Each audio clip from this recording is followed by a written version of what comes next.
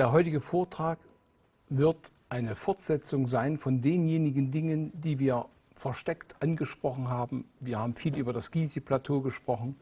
Oft genug mag die Frage im Raum gestanden haben, wieso wühlt er so in der Vergangenheit herum, geht auf Daten ein in den Pyramiden, auf das ungewöhnliche Wissen, auf eine Maßordnung, wo wir erkennen, dass in den Maßsystemen eine innere Mathematik bestand von einem sehr hohen Niveau. Und ich hatte auch einige Male dann so erwähnt, wenn auch etwas kurz, dieses Wissen stellt eine Brücke dar von der Vergangenheit zur Zukunft. Mit so einem einzigen Satz kann man natürlich noch nicht viel verstehen, warum das eine Brücke sein soll.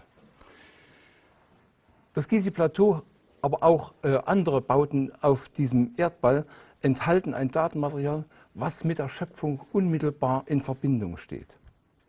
Und da muss man sich fragen, wieso? Woher wussten denn die das? Wieso konnten die in Bauwerken ein Datenmaterial haben, was sie rein theoretisch hätten nie und nimmer erfassen können? Demzufolge steht auch die Frage offen, wer waren diejenigen, die dieses Wissen besessen haben? Wenn man davon ausgeht, was ich hier versucht habe zu erklären, dass in den 3 Pyramiden Einweihungsprozesse stattgefunden haben, in 11., 22., 33. Grad, in dem 11. Mykerinus-Pyramide in kosmisches Wissen eingeweiht worden ist, dann muss man sich überlegen, wieso enthalten die Pyramiden eigentlich dieses Wissen schon? Also waren diejenigen, die dort eingeweiht worden sind, schon konfrontiert mit einer Basis, mit einer Grundlage, was sie erst erworben haben. Also hätten sie es nie und nimmer verwenden können, das Wissen, weil sie es noch nicht hatten, um die Pyramiden zu bauen. Und wir kommen an ein Paradoxon, was ein russischer Professor einmal formulierte als das Paradoxon der Geschichte. Und in einem Artikel über die Herkunft des Wissens schrieb er 1982 in der Moskau News, die ich damals, 83, Entschuldigung, in der Moskau News, dass er bei seinen Untersuchungen darauf gestoßen war, dass vor allem die Griechen ein Wissen besessen hatten, was, je weiter man zurückgeht, umso präziser war als das von den Nachfahren. Und diese Analogien fand er genauso auch bei den Mesopotamiern. Also ist eigentlich jetzt für uns die Frage zu klären, woher hatten die früheren Völker ein Wissen gehabt, was teilweise auf einem Niveau ist, was mit unserem heutigen auf bestimmten Teilgebieten sogar konkurrieren kann. Wenn wir also von diesem Paradoxon sprechen, müssen wir sogar noch weiter gehen. In den Mythen der verschiedensten Völker sind bereits Aussagen getroffen über die Genesis, über die Schöpfungsgeschichte, und da staunt man, was dort alles steht. Ich habe schätzungsweise an die 100 Mythen gelesen und versucht, in diesem System den Schlüssel zu finden, der mir auch dann gelungen ist.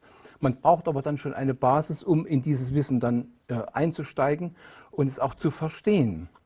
Und viele Völker haben streckenweise Puzzles bekommen, und wenn man diese Puzzle zusammenfügt, ergibt sich schon ein beachtliches Bild. Es fehlt natürlich noch Teile davon, und manche Völker hatten auch von den Puzzlen die gleichen Stückchen, aber oft genug verklausuliert mit Götternamen, den unterschiedlichsten Götternamen, und das machte es schwer, in den Aussagen dieser Schöpfungsmythen einen Sinn zu finden. Mittlerweile gibt es über diese Schöpfungsmythen eine Vielzahl von Büchern, und die verschiedensten Wissenschaftler haben sich den Kopf gemacht, was da eigentlich steht, und sind aber nicht dahinter gestiegen, dass das mit einer Physik des Kosmos etwas zu tun hat. Und wir wollen uns einige dieser Mythen einmal mit anschauen, und wir sehen bei den Mayas eine Aussage, die wir bei vielen anderen Völkern ähnlich finden. Dieses Puzzle ist bei anderen Völkern genauso vorhanden. Dass das Universum oder dass der Anfang so war, dass der Raum leer war.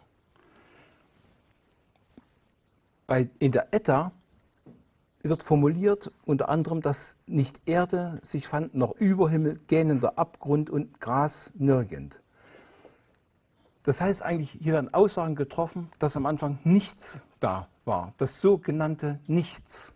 Wir werden noch verstehen, dass Nichts und Nichts zweierlei Dinge sind, wenn man das weiß, wie es zu verstehen ist. In den indischen vedischen Schriften wird auch ein physikalischer Begriff eigentlich schon ein bisschen hineingebracht, wenn auch noch versteckt, dass das eine durch die Macht der Glut geboren worden ist. Hier ist indirekt ablesbar, dass etwas geschehen ist, wo irgendwann auch höhere Temperaturen entstanden sind. Und wir wissen bei den Theorien über den Urknall, dass es sehr, sehr, sehr heiß am Anfang gewesen sein soll. Bemerkenswert finde ich in dem Mythos von Koike, als Yasumuro, ein japanischer Höfling, der offensichtlich medial gewesen ist, in seinen Schriften formulierte, als das Chaos angefangen hatte, sich zu verdichten. Ich finde diesen Satz insofern bemerkenswert, weil gravierend zum Ausdruck kommt, dass das sogenannte Nichts, was wir noch erklären, sich verdichtet hat. Und warum und weshalb, weswegen, geht aus diesem Mythos nicht hervor. Wir werden aber versuchen, dort Stück für Stück dahinter zu steigen. In dem Mythos der Cookinseln wird eine Beschreibung gemacht, dass des Urchaos aus einem ungeordneten Stoff bestand, wie Wasser und Nebel. Aber es ist weder Wasser, es ist auch nicht Nebel, es ist nur wie Wasser und Nebel, dicht wie Wasser und Nebel. Und dieser Stoff veränderte sich aus eigener Kraft. Bei den Maoris wird ein anderes Puzzle ins Spiel gebracht. Io, der dort der oberste Gott ist und vergleichbar mit dem christlichen Gott, wohnte in einem atmenden Raum der Unendlichkeit. Wieso kommen die Maoris darauf zu sagen, da hat etwas geatmet? Das Atmen, was wir kennen, ist doch nichts anderes, dass wir Luft holen und dass sich unser Brustkorb bewegt. Aber wieso konnten die zu einem Zeitpunkt, als es noch gar keine Ordnung gegeben hat, erklären oder sehen, dass es einen atmenden Raum gegeben hat? In einem weiteren Schritt sehen wir bei den Mythos der Tuamotu-Inseln, dass sich da innen drin etwas bewegt hat. Das, wo sich etwas verdichtet hat, da entstand ein innerer Drang, der sich rührte und umhüllte sich mit einer Schale. Für das Wort Schale können wir auch sagen Kruste oder mit unserem hochdeutschen Begriff Membran. Im nächsten Mythos wird eine erste Aussage getroffen, dass dieses, was sich da in der Mitte verdichtet hat, rund wie ein Ei war, sich im Raum in immerwährender Finsternis drehte. Und erstaunlich ist, dass schon beschrieben wird, dass es unmöglich ist, diese Schalen oder diese Membranen aller Dinge, die diese Welt erzeugt, aufzuzählen. Und das können wir leicht nachvollziehen, weil letztendlich schon ein Atom, Elektronenschale, können wir nicht zählen. Jede Zelle hat eine eigene Membran und dieses Thema Membran kann man viel, viel weiter erweitern. Selbst jede Muskelgruppe hat eine feine Membran, die dann nicht mehr rund ist. Unsere Haut stellt eine Membran dar, die Baumrinde, ein Samenkorn und. Noch ein japanischer Mythos, und er erklärt, dass in dieser Masse am Anfang ein Keim enthalten war. Das können wir so vielleicht noch nicht ganz nachvollziehen und verstehen und werden im Nachgang auf diese Thematik zurückkommen. Im chinesischen Mythos wird von einem großen Weltenei gesprochen. Einem großen, nicht irgendwie so ein kleines Ei. Und auch, dass diesem Gott Pan Ku, der auch der oberste Gott bei den Chinesen war, große Hörner auf dem Kopf gewachsen sind. Das klingt natürlich sehr, sehr abwegig und lassen wir uns überraschen. Ein letztes Mythos, den ich anführen möchte, ist ein Mythos, der sehr, sehr, sehr lang und umfangreich ist. Und dort wird im 9. Absatz geschrieben, etwas von gebogenen Spiralen. Und hier muss man vielleicht noch erwähnen, Poimandres war ein Suchender, einer, der unbedingt viel wissen wollte, erklärt bekommen haben wollte, wie die Welt aufgebaut ist, und er hat den obersten Gott gefragt, ob er ihm das nicht zeigen kann.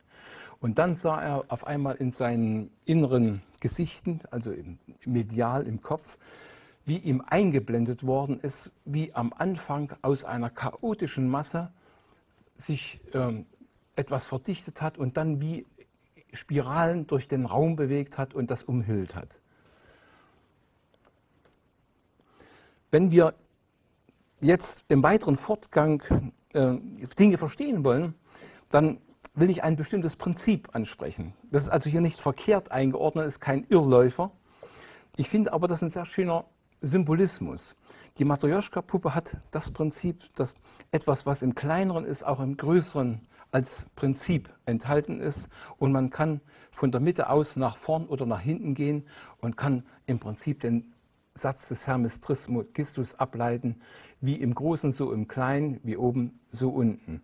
Und wenn wir bestimmte Aussagen treffen, soll das ein Maßstab bleiben.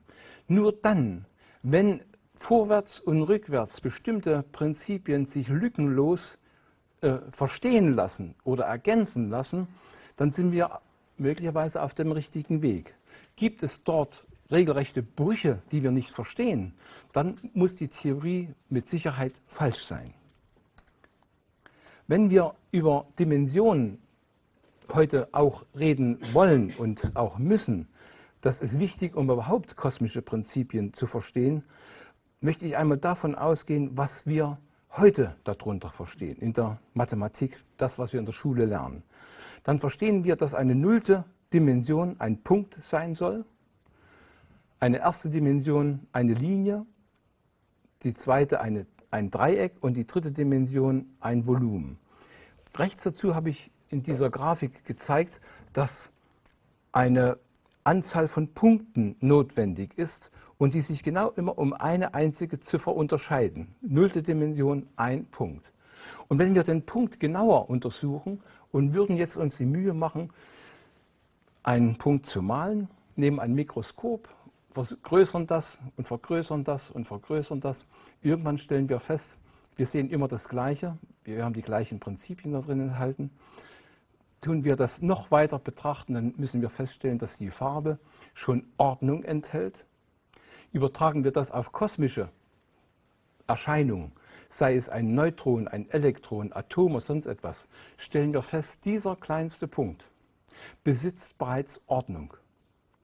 Und wenn wir uns jetzt gedanklich nur einmal damit einstimmen würden, es gäbe eine kosmische Mühle und wir könnten alle Dinge, die Ordnung enthalten, zermahlen, dann würde die Struktur verloren gehen, dann würde die Polarität verloren gehen, dann würde verloren gehen der Fakt, dass wir es noch messen könnten.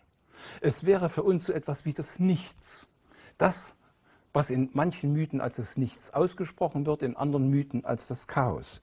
Wir hätten also rein theoretisch als erste Mal eine Erklärung, was unter dem sogenannten Nichts zu verstehen ist.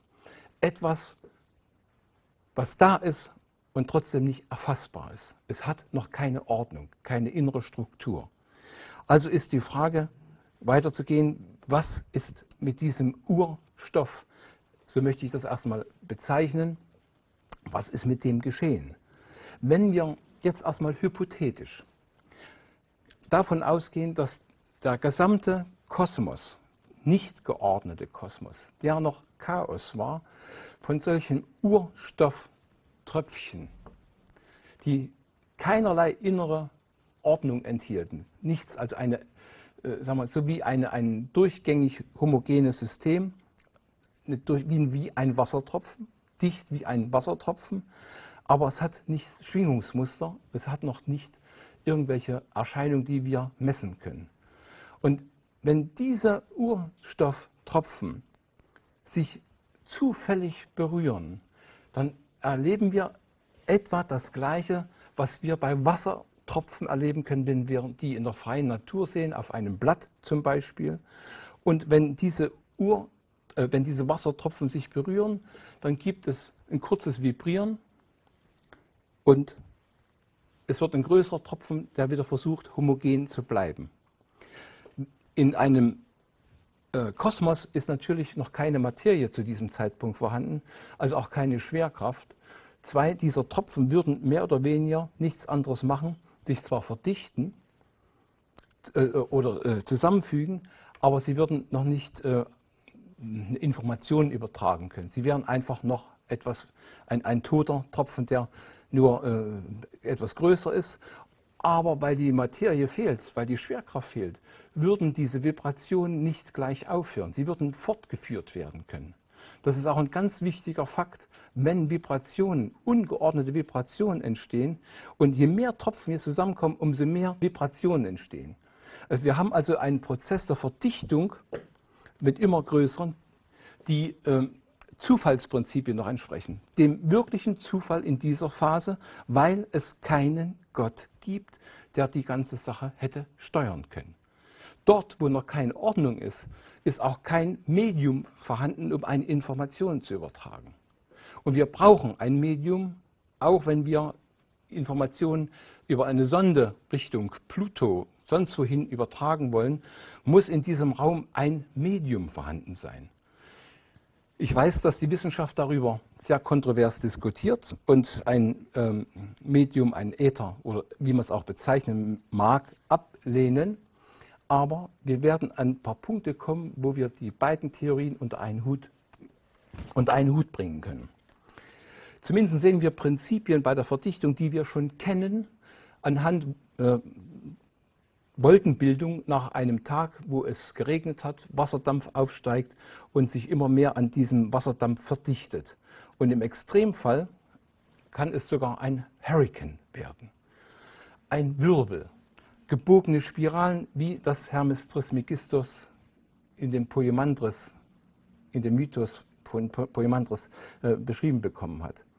Wirbel sind also auf alle Fälle eines der Grundprinzipien. Nur die Frage ist, wie entstehen denn Wirbel überhaupt? Zu einem Zeitpunkt, als es noch gar keine Ordnung gegeben hat. Und ich hatte vor geraumer Zeit eine Diskussion mit Professor Meyer, der vehement einen Urknall ablehnt, weil er sagt, wir kennen eigentlich nur eine Tatsache und das ist, dass sich alles im Universum konzentriert. Wir haben spiralförmige Prozesse und spiralförmige Prozesse führen immer zu einer Verdichtung, also muss es kleiner werden. Und da muss ich sagen, das ist die halbe Wahrheit.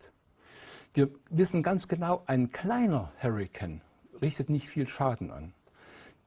Wieso richtet ein größerer Schaden an? Es ist so, wenn Luftmassen aufeinandertreffen, plus minus 30 Grad am Äquator, in der Regel, wenn kalte und warme Luftmassen aufeinandertreffen, beginnen sich Wirbel zu entwickeln. Die sind am Anfang bescheiden, klein. Sie können nicht viel Schaden anrichten. Aber dort, wo sich etwas konzentriert, gibt es Prinzipien Aktio gleich Reaktio. In der Materie, in der Physik, diskutieren wir da gar nicht drüber. Wir wissen, Aktio gleich Reaktio ist ein Grundprinzip. Und wir sehen das bei den Hurrikans genauso. Je mehr oder je stärker sie werden, umso mehr saugen sie an und umso größer werden sie. Und je größer sie werden, umso mehr verdichten sie sich in der Mitte und tun automatisch dort viel mehr Kraft entfalten. Also ein Prinzip Aktio gleich Reaktio außer Kraft setzen zu wollen, funktioniert nicht. Es ist ein kosmisches Grundgesetz. Und hier, denke ich, hat Professor Meyer diesen Aspekt nicht ins Kalkül gezogen und kommt deswegen zu einer Schlussfolgerung, wo er glaubt, nur diese Verdichtung allein ist das Entscheidende und demzufolge muss es kleiner werden.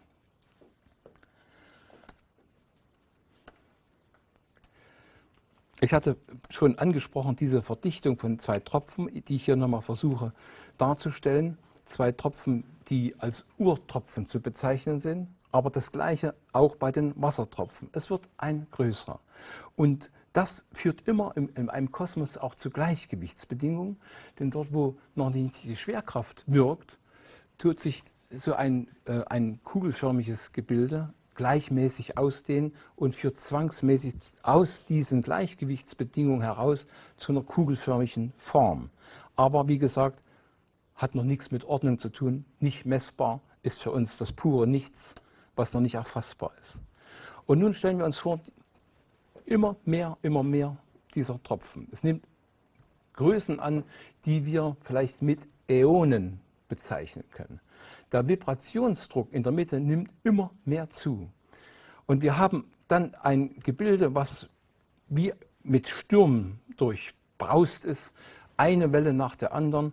Und diese Vibrationen, die eigentlich noch nicht in einer geordneten Form ablaufen, können sich deswegen auch ausbreiten, weil die Schwerkraft dort in diesem Universum noch gar nicht oder in diesem Kosmos noch gar nicht vorhanden ist und jegliche Materie fehlt.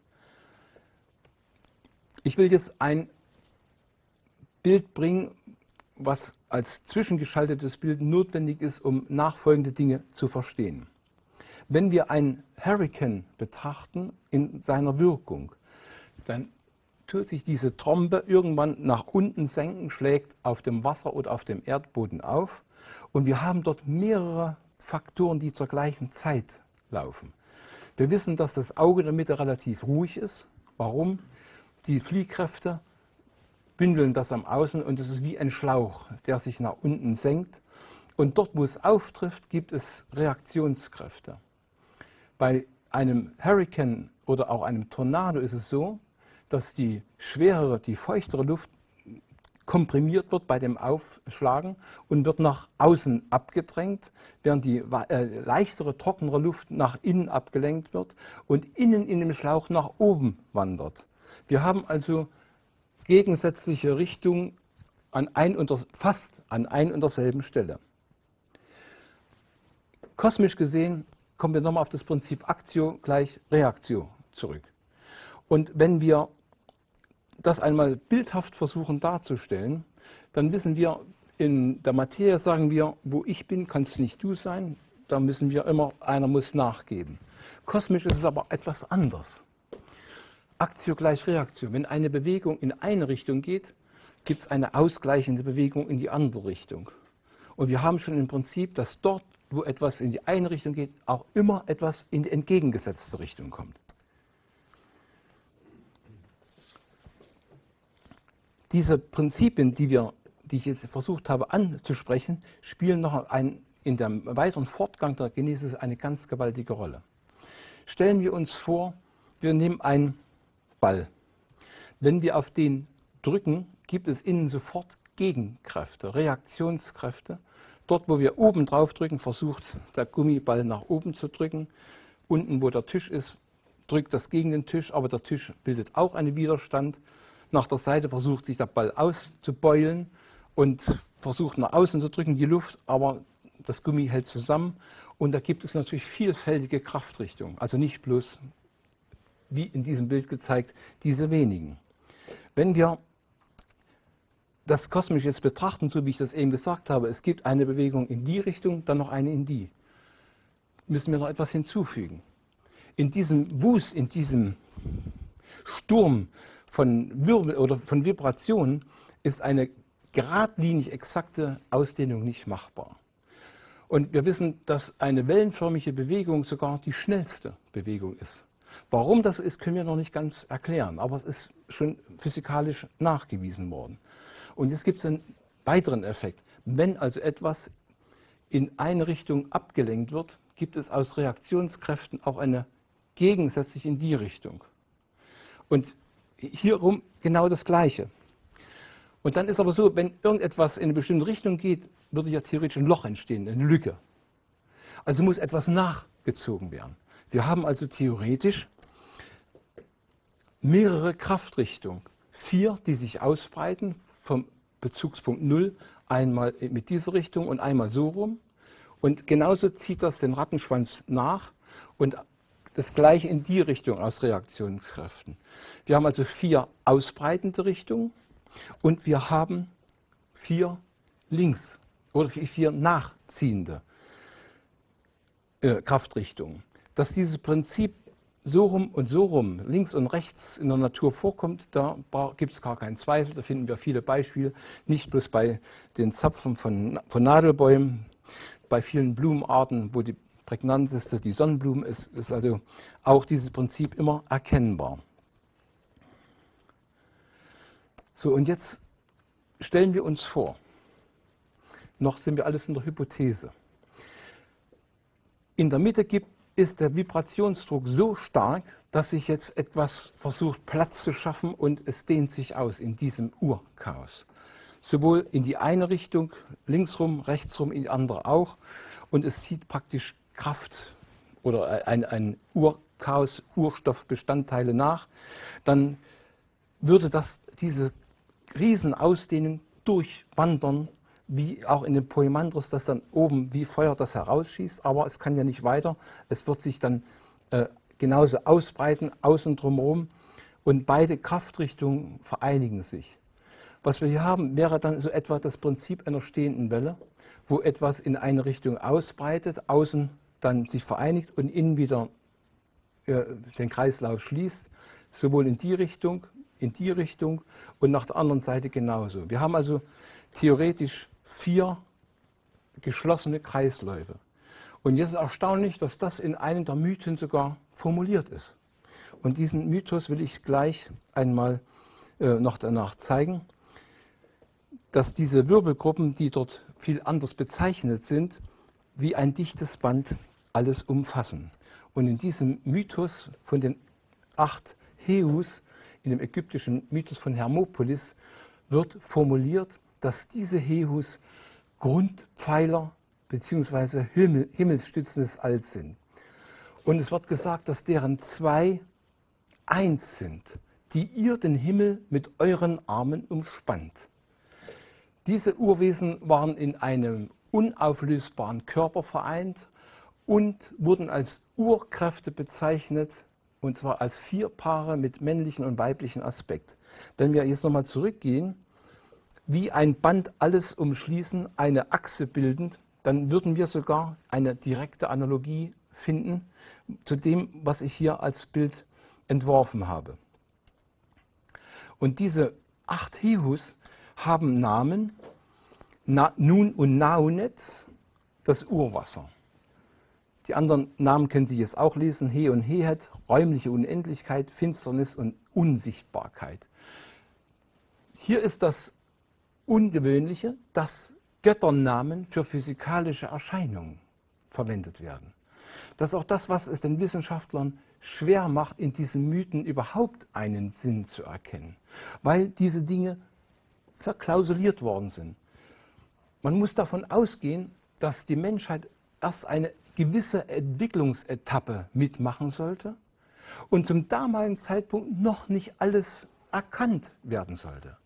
So wie wir heute Stück für Stück in der Wissenschaft immer mehr erkennen, immer mehr Zugang zu bestimmten Dingen haben, die globaler Natur sind, so müssen wir auch hier akzeptieren, dass wir langsam in einer Zeit leben, wo wir das Recht vielleicht eingeräumt bekommen, mehr zu verstehen.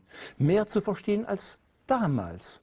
Und wenn früher das so verklausuliert worden ist, dann gab es einen Grund dafür. Und der Grund war einfach, die Menschen durften noch nicht alle Details wissen. Sie hätten es auch nicht verstanden.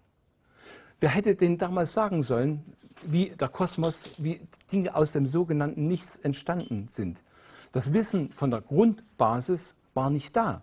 Es wäre das Gleiche, als würde man heute einem Schüler in der 1. Klasse, der gerade mit den Zahlen umgehen kann, einen Sprung machen und sagen, du kannst übrigens damit auch Differential- und Integralrechnung machen. Ja? Der würde das gar nicht verstehen. Und so in einer ähnlichen Analogie muss man sagen, sind in der Geschichte immer wieder Etappen, Stufen eingeschaltet worden, wo wieder ein Stückchen mehr erkannt werden durfte, noch ein Stückchen mehr und noch ein Stückchen mehr. Und heute sind wir an einen Punkt angelangt, wo wir schon relativ viel verstehen. Und dass sich die Wissenschaft darüber Gedanken macht, klar, das sehen wir in den letzten 100 Jahren ganz, ganz deutlich. Und wenn man hier mehr die Ordnungsprinzipien und nicht den Zufall nur als die Grundlage nehmen würde, wie Dinge danach entstehen, wäre man möglicherweise schon ein Stückchen weiter. Wir werden sehen, was die nächsten Jahre uns bringen auf diesem Gebiet.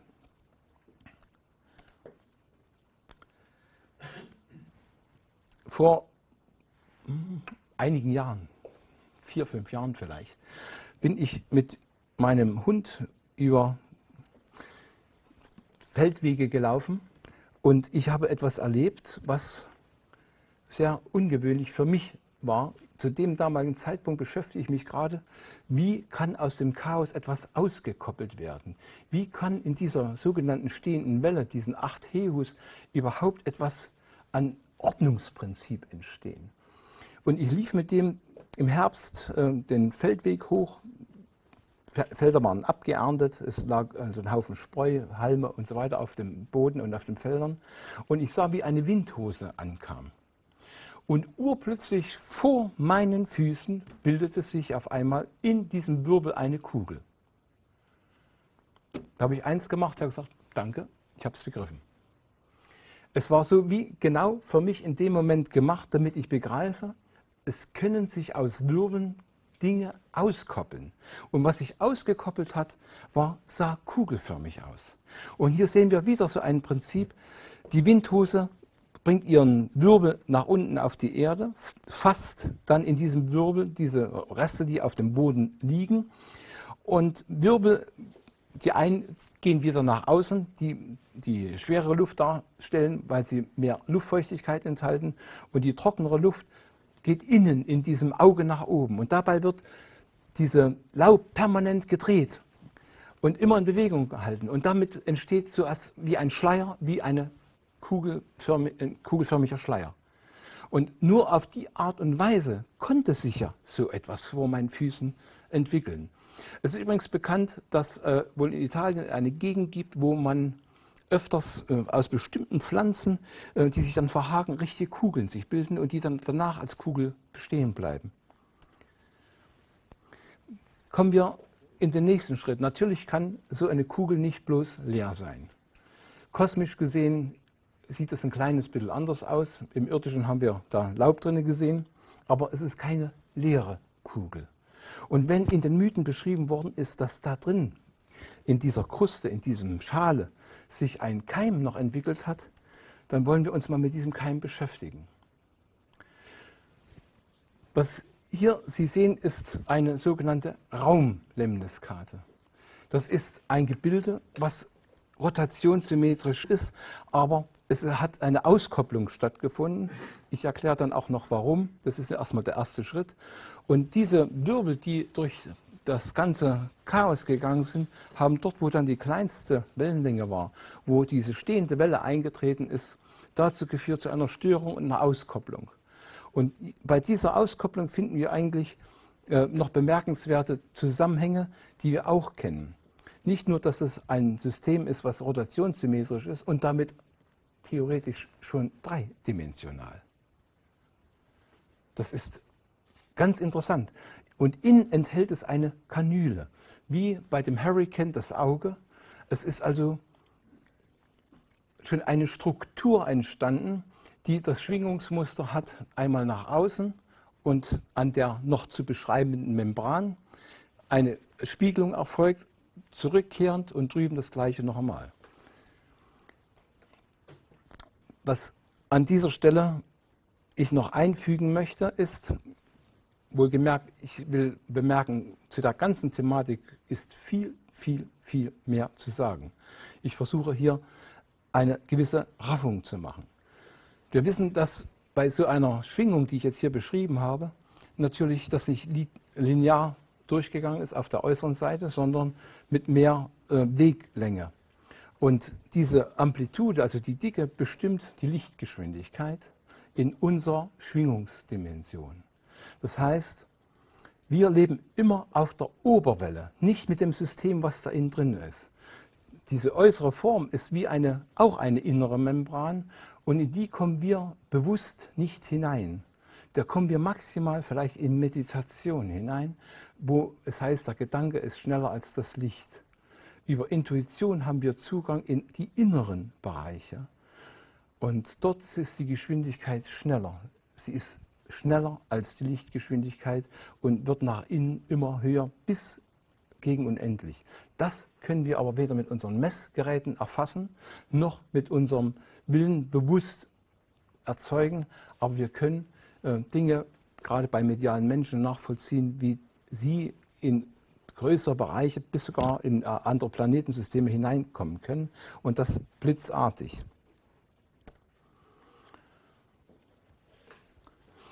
Wir Menschen haben also erstmal grundsätzlich damit zu leben, dass alles, was geschaffen ist in unserer Welt, mit einer Begrenzung lebt, so wie sie die Haut am Körper haben oder die Begrenzung des Augapfels von Muskelgruppen und. Wir leben immer mit einer Begrenzung. Und diese Begrenzung ist diejenige, die uns auch im Denken im Moment noch auferlegt ist und wir deswegen viele Dinge noch nicht so verstehen. Da es am Anfang 8 Heus waren, 4, die in einer Einheit waren, und für so eine Raumlemniskate sehen Sie, dass eigentlich nur 2 Wellen sind, eine in die Richtung, eine in die, wird zwangsläufig immer eine Doppelzelle oder eine Doppelraumlemniskate entstehen und entstehen müssen. Das heißt, wir haben am Anfang dann, wenn wir auch diese Membran mit dazu betrachten, so etwas, was wir kennen aus den Mythen mit dem goldenen und dem silbernen Ei. Dass diese Raumlemniskate, die ich jetzt hier schon mal mit einer Membran in den ersten Anfängen zeige, noch ein bisschen Mathematik hat, wollen wir gleich einmal darstellen. Wenn ich also eine Drehung herausmache mit 63 Grad, die Spiegelung zurück und das nach der anderen Seite auch, dann komme ich auf eine Winkeldrehung von 1440 Grad. Diese 1440 kennen wir. Ich habe also für diejenigen, die hier schon bei Vorträgen dabei waren, erwähnt, dass es nicht nur die Minuten eines Tages sind, dass im Gizi-Plateau das deutlich verankert ist, die 1044, dass selbst in dem Wort Adam mit dem hebräischen Buchstabencode das auf eine kuriose Weise verschlüsselt ist. Denn Adam wird im Hebräischen nur mit 3 Buchstaben geschrieben, A-D-M. A, Aleph die 1, D, Dalet die 4, Mem die 40 und dann haben wir 1, 4, 4, 0. Wenn wir das also hintereinander schreiben würden, kämen wir auch auf die 1440. Das ist aber nicht das Einzige an Beispielen. In den vorhergehenden Vorträgen habe ich eine Reihe anderer noch mit aufgeführt. Die Null selbst stellt immer noch so etwas wie ein Potenzial dar, ähnlich wie auf der Dollarnote, auf der Banknote überhaupt, ja, wo 100 Euro mehr wert sind als 10 Euro. Und wenn bestimmte Dinge vor allem in religiösen Bauwerken, sakralen Bauwerken verankert worden ist, musste man natürlich die Null ein bisschen streichen, weil einfach, sagen wir mal, Säulen 1044 in der Anlage sehr, sehr schwer zu realisieren sind. Und man hat praktisch diese 144 als Teil von dieser 1044 verwendet. Und hier ist wieder gerade bei Bauwerken noch interessant, die Mondpyramide in Mexiko, in Teotihuacan, hat eine Länge von 144 Hunab. Ein Hunab hatte ich versucht mit erklären, dass es ein kosmisches Maß ist rund 1,05 Meter und besitzt wieder eine faszinierende innere Mathematik. Und die Cheops-Pyramide besaß ursprünglich 144 Verkleidungssteine. Die Anzahl mit dem Inneren war nicht identisch. Darüber haben wir in den vorgehenden Vorträgen ausführlich gesprochen. Wenn wir jetzt auf die Spitze so einer Raumlemniskate schauen und sehen, wie sich eine Welle ausbreitet, auf die Spitze zuläuft und dann zurück geschleudert wird, muss man regelrecht sagen, sehen wir Symbolismen, die wir kennen. Yin und Yang. Auch dieses in der Mitte dargestellte Symbol, was leider unter politischen Motiven missbraucht worden ist, können wir ebenso ableiten. Und bei den Indern spielt das heute noch eine sehr starke Bedeutung. Ich zeige jetzt nochmal diese Raumlemniskate und jetzt komme ich zu dem, was mit dem Pan-Ku, mit dem Chinesischen, mit den 2 Hörnern. Wenn wir einen Teil hier raus eliminieren, haben wir theoretisch die Form eines Gehirns. Und hier kommen wir an ein ganz heikles Thema heran über die Symbolismen. Auch darüber haben wir gesprochen. Symbolismen haben immer 2 Seiten, wie eine Münze oben und unten. Und wir müssen uns hüten vorschnell nur eine Seite dieser Medaille zu betrachten und einseitig zu interpretieren. Wir können also aus dem auch ableiten, dass selbst das, was wir bei Tieren haben, ja, einen kosmischen Hintergrund hat. Und dass diese Wellenlinie, die auch bei einigen Tieren sehr deutlich zu sehen ist, vermutlich auch dazu beiträgt, Energien in den Körper, in den Kopf mit hineinzutragen und eine gewollte Form ist. Wir sehen das hier nochmal vor dem Luxor-Tempel. Natürlich dann sind Formen bei Tieren, die dann auch Abweichungen haben. Kommen wir nun zu der Membran. Theoretisch entsteht die Raumlemniskate nicht alleine. Das wäre unmöglich. Warum? Sie würde sofort aufgrund ihrer Fliehkräfte zerfliegen, gesprengt werden. Und wenn wir einen Wirbel sehen, der am Anfang sich auskoppelt und das wieder in einer Rückkehrfunktion ist, werden dort Wirbel erzeugt, die allmählich so etwas erzeugen wie bei komplexen Drehbewegungen wie eine Seifenblase. Diese Struktur, die ich hier zeige, stammt nicht von mir, sie ist von einer Physikerin, Frau Gabi Müller, die diese Torquato-Struktur auf ihrer Internetseite gezeigt hat. Und sie ist für die kosmischen Prozesse nicht ganz korrekt. Erstens ist das Auge oben viel, viel kleiner wie bei den Hurricanes und es durchläuft diese gesamte Raumlemniskate. Das heißt, die Wirbel gehen nicht irgendwo daneben vorbei, sondern sie werden wie per Huckepack auf den Wellenformen dieser Raumlemniskate mittransportiert. Dort haben wir praktisch schon die Grundlagen, die wir in der Frequenztechnik kennen, wo wir eine Grundfrequenz haben für irgendeinen Rundfunksender und aufmoduliert auf diese Trägerfrequenz eine Informationsfrequenz. Grundlagen dafür sind hier mitgegeben. Und hier ist wieder dasselbe Prinzip, Aktio gleich Reaktio. Gestatten Sie, dass ich mal ein kleines Beispiel da versuche zu zeigen, wo mir es drauf ankommt. Wenn ein Wirbel auf der einen Seite so reingeht, ja, sich so, und schauen Sie bitte, das geht gleichmäßig durch, auch bis zum linken Arm. Sie sehen jetzt den Arm aus Ihrer Sicht rechts drehen, ja?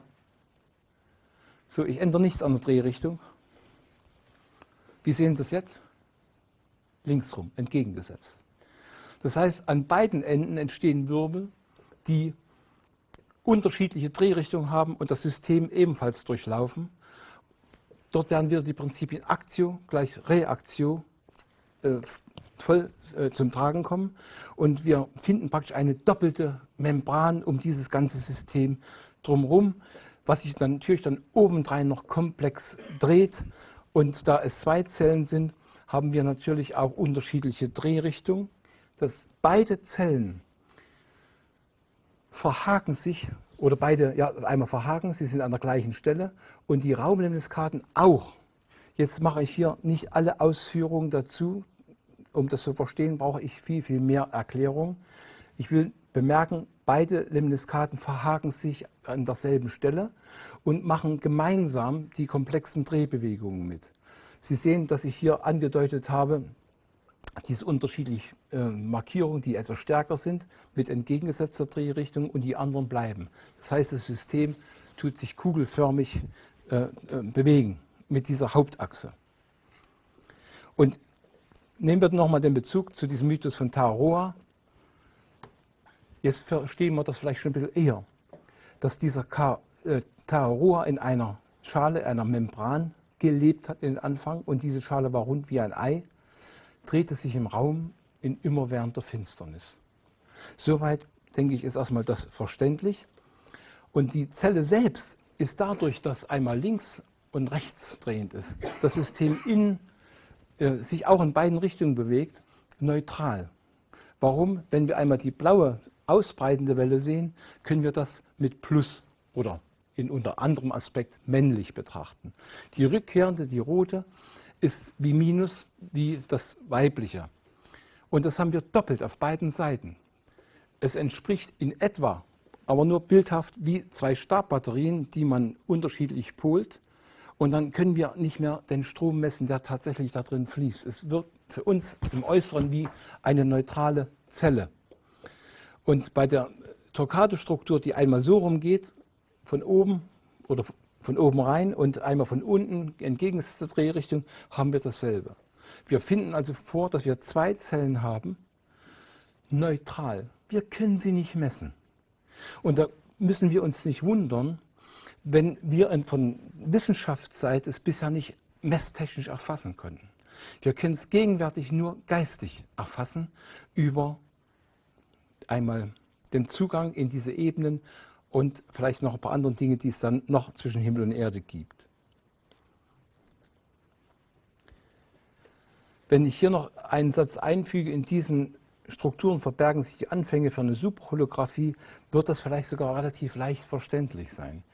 Wenn Sie die innere Raumlemniskate sehen, und ich sagte, da kann man eine Trägerfrequenz, auf die Trägerfrequenz eine Informationsfrequenz drauf modellieren, und diese bewegt sich innerhalb komplex räumlich, dann wird später, noch nicht in dieser Phase, in alle Richtungen eine Information ausgestrahlt. Rundum, kugelförmig. Und wir haben schon innerhalb dieser Zelle an der Kugeloberfläche überall dann die gleichen Informationen. Und da fangen die Prinzipien einer Holographie an, die wir in einfachster Form kennen auf den Checkkarten mit den holographischen Bildern, wo die Information aber dort gebunden ist. Eine kosmische Superholographie geht viel, viel weiter. Sie ermöglicht Informationen, die hier sind, an diesem Punkt, wo mein Finger ist, auch hier abzugreifen oder in meinem Heimatort am anderen Ende der Welt, gegenüberliegend in Neuseeland oder sonst wo auch immer. Also diese Superholographien besagen nichts anderes, dass Informationen, die einmal an irgendeiner bestimmten Stelle sind, auch übertragen werden können. Da geht es schon wieder ins Verständnis hinein, wieso funktioniert Telepathie. Kann nur funktionieren, wenn es Felder gibt, morphogenetische Felder, die nichts anderes sind als superholographische Felder. Verschiedene werden vielleicht das Wort schon mal gehört haben, morphogenetische Felder, was eigentlich bedeutet, dass eine bestimmte Spezies in einem bestimmten Feld Informationen übertragen kann. Kennen wir von Bambus zum Beispiel, wo eine bestimmte Bambussorte alle 80 Jahre rund um die Welt sich regelrecht abspricht und überall zur gleichen Zeit blüht. Und wir kennen das von Versuchen mit bestimmten Tieren, Ratten und so weiter und Affen, die auf einer im begrenzten Raum etwas gelernt haben und diese Informationen werden woanders von der gleichen Tierart ebenfalls praktiziert. Also muss ein Informationsübertragungsmechanismus geben. So, und wir kommen mit diesem an einen ganz wichtigen Punkt, nämlich, dass diese beiden ersten Zellen ein Schwingungsmuster enthalten. Schwingung ist aber nichts anderes, was wir kennen als Licht, als Farbe, als Ton, als Eigenschaft. Und dort fangen unter einem ganz anderen Aspekt jene Dinge an, die wir mit Qualität von Zahlen verbinden. Dieses Thema war für mich früher suspekt. Und ich war einer der Eifrigen, der dagegen diskutiert hat, weil ich es nicht erklären konnte. Jetzt habe ich es begriffen, dass mit dem Entstehen von Zellen automatisch Eigenschaften entstehen. Natürlich kann man das nicht auf alles übertragen. Ja, ich habe schon Menschen erlebt, die versucht haben, das in extremster Form mir beweisen zu wollen.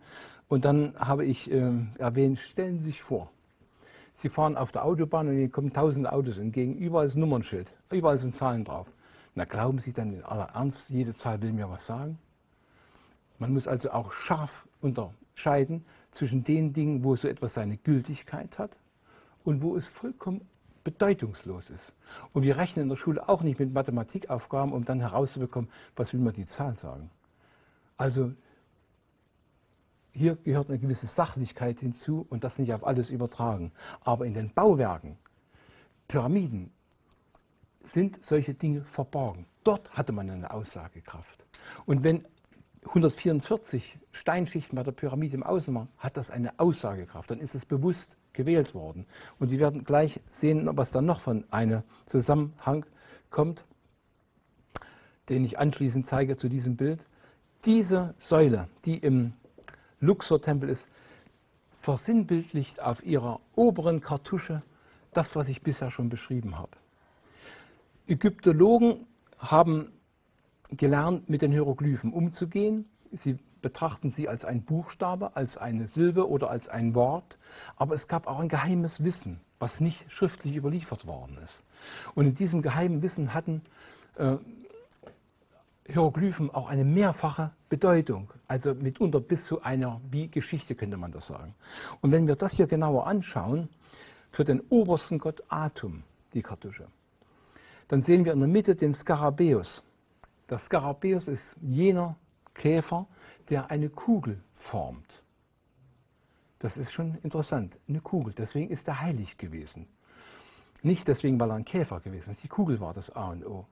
Und hier waren die noch ein bisschen schlauer. Sie haben also erstmal mit dem Skarabäus etwas ins Spiel gebracht, dass dieser Gott in den Urgewässern entstanden ist. Das sehen wir rechts unten an dieser Hieroglyphe, die wie eine Wellenlinie aussieht. Und oben sehen wir zwei Kreise, die aber schon etwas plastisch nach vorn vorgehoben sind und in der Mitte nochmal einen Punkt haben. Das hat nichts mit Sonne und Mond zu tun. Das sind die beiden Symbolismen dafür, dass im Anfang der entstandene Gott aus einem goldenen und einem silbernen Ei, aus zwei verschiedenen Zellen bestand. Also die Polarität in sich schon.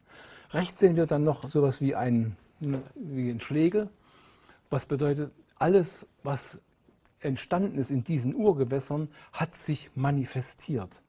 Und die linke Kartusche mit diesem Rechteck und diesem, was aussieht wie ein Kamm, bedeutet dann so viel, dass alles, was in Erscheinung getreten ist, alles, was entsprungen ist, diesen Anfängen, jetzt wir in unserer materiellen Welt sehen können. Oder nicht nur in der materiellen, überhaupt in den gesamten Kosmos. Damit entpuppt sich diese Kartusche als etwas ganz Faszinierendes und nebenbei bemerkt. Wenn Sie auf diese Granitsäule schauen, sie ist glatt geschliffen. Nicht ein bisschen, sondern spiegelglatt. Die Sonne kann stehen, wie sie will. Sie sehen nirgends irgendwo den geringsten Schatten oder eine Unebenheit in dieser Oberfläche. Und diese Hochreliefdarstellung ist eine der schwierigsten oder die schwierigste überhaupt. Das Allerschwierigste, was es gibt. Und die Erklärung, die Ägyptologen aktuell parat haben, besagt, ja, wir wissen, die haben damals noch nicht das Werkzeuge dazu gehabt. Es gab ja nur Kupferwerkzeuge, dann später ein bisschen Bronze.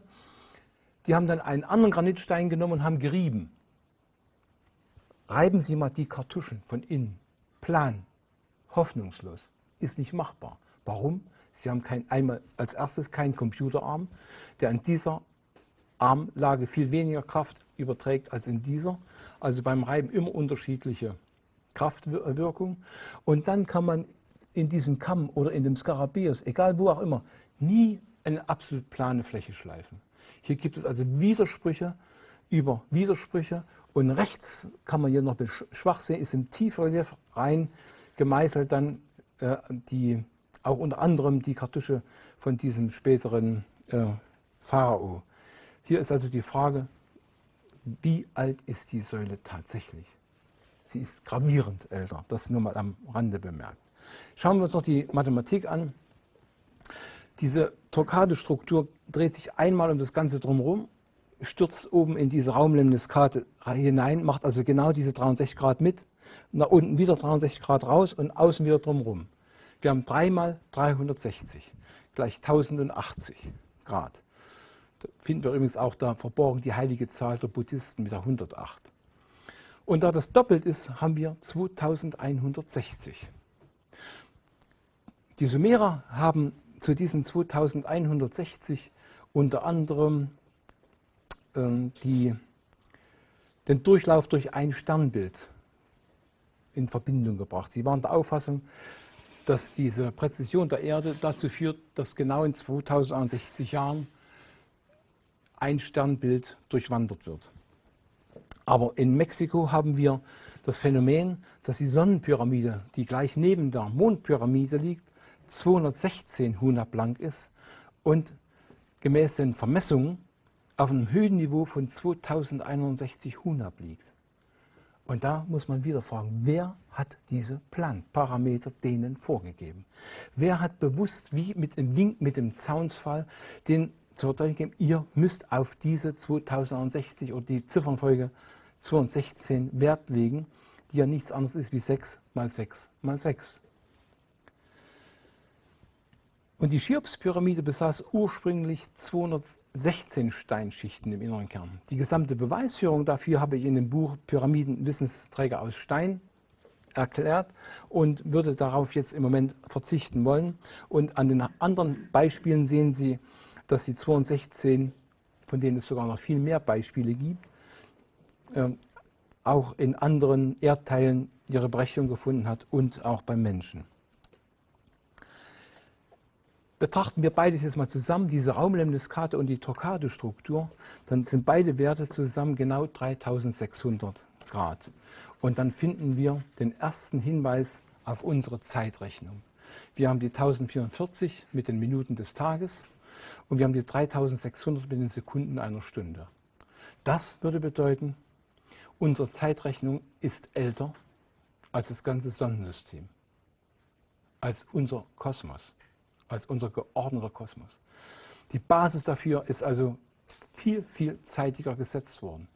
Nur wir glauben, wir Menschen haben das immer festgelegt und denken nicht an einen wichtigen Fakt, dass über Intuition uns Dinge vermittelt werden können. In einem Buch, was zu dieser gesamten Thematik erscheinen wird, ich habe in 10 Tagen dazu Gespräche im Verlag, da werden wir auch festlegen, wie das dann zeitlich alles in die Reihe geht, habe ich noch viel, viel mehr Details enthalten. Und dann wird man erkennen, auch wie Intuition erfolgt oder auch Manipulation. Wie man an anderen Ebenen einen Menschen im Traum oder sonst wie Informationen zuspielen kann. Aber auch die anderen negativen Dinge. Und dass diese Zahl noch so in den sakralen Anlässen eine Bedeutung hat, sehen wir an den nachfolgenden Beispielen, wo die 3600 zu verschiedensten Anlässen verwendet worden ist. Mir gefällt persönlich, dass Amenhotep III. Seiner Frau einen so großen See von 2.160.000 Quadratellen bauen ließ. Das war schon eine gewaltige Leistung. Wahrscheinlich war dann auch die Tiefe geplant, aber darüber ist nichts überliefert. So, jetzt ist natürlich die Frage, ist die Zelle damit schon komplett intakt? Und es war ja in dem einen Mythos gesprochen von dem atmenden Raum. Von dem haben wir bisher noch gar nichts gesehen. Deswegen müssen wir mal in der ganzen Sache weitergehen. Wenn wir irdische Bedingungen einmal nochmal beleuchten, dann wissen wir, dass diese Hurricanes im Äquatorbereich entstehen. Wenn jetzt also solche Wirbel drumherum gehen, haben wir auch so etwas wie einen Äquator. Und man muss davon ausgehen, dass bei diesem Prozess der Ausdehnung und Geschwindigkeitsabnahme, Geschwindigkeitszunahme Wirbel entstehen können. Und dann werden die in der Ebene genauso sich ausrichten aus Gleichgewichtsbedingungen, so wie wir bei einem Gleichgewichtsregler das haben. Und dann haben wir in der Ebene 2 dieser Torquato-Achsen, die ich jetzt hier nur schematisch angedeutet habe, weil bei den nachfolgenden Prozessen es immer mehr unübersichtlicher werden würde und kein Mensch mehr durchblickt, was da tatsächlich abläuft. Wir hätten also theoretisch schon so etwas wie eine Oktaederstruktur und die beiden anderen Torquato durchlaufen nicht mehr die Zelle, sondern sie sind seitwärts in der Ebene. Und wenn wir uns das genauer anschauen in diesem Form, dann würden wir hier schon mal einen Oktaeder erkennen, einen platonischen Körper. Ich will dazu ansprechen, bei den alten Griechen war bekannt, überliefert in den Werken von Plato, Band 8, wie beschrieben wird, dass die platonischen Körper zur Weltentstehung beigetragen haben. Früher habe ich das auch nie verstanden.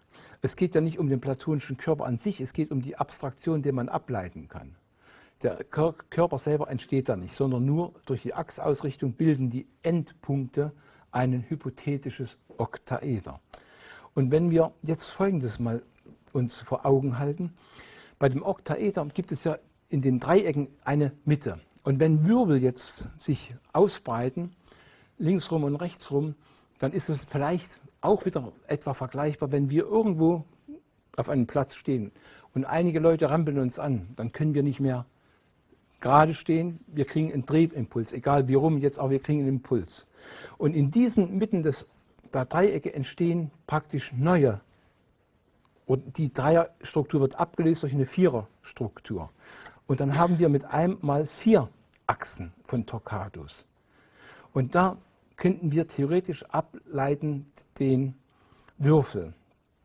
Dass das noch einmal auftauchen wird, in einem anderen Zusammenhang werden wir dann noch sehen. Und wir haben praktisch jetzt den Würfel. So, wir erkennen auf alle Fälle erstmal, dass für diesen Prozess nicht der Körper an sich entscheidend ist, sondern die Achsen, die da drinnen aus Gleichgewichtsbedingungen sich immer in einer harmonischen Form ausrichten. Dann, ich erwähnte, dass am Anfang in diesem Riesenchaos ein Vibrationsdruck entsteht und dass da viele andere Dinge herauswirbeln, ähnlich wie bei einer Bombenexplosion, und da sind nicht bloß 3 Wirbel oder 4 Wirbel. Und es gibt dann Zwischenstufen, wo man wieder eine neue Achsausrichtung findet, und wir finden mit 5 Torquados so etwas wie eine Fünfeckstruktur oben und unten, was mit dem platonischen Körper nichts zu tun hat. Aber wenn die 6. Achse hinzukommt, haben wir sowas wie den Ikosaeder, der aus Dreiecken besteht, und zwar aus 12 Dreiecken.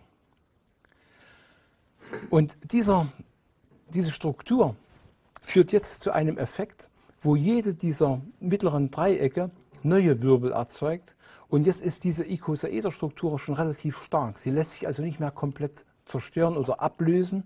Wenn wir also in die nächste Struktur hineingehen, dann erzeugen diese Mittelpunkte von den Dreiecken mit einem Schlag 10 Torquados, 10 Achsen.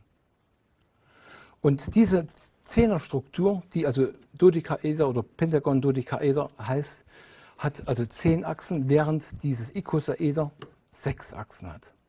Und jetzt entsinnen wir uns, dass 6 und 10 schon in der Vergangenheit bei uns in Vorträgen eine Rolle gespielt hat.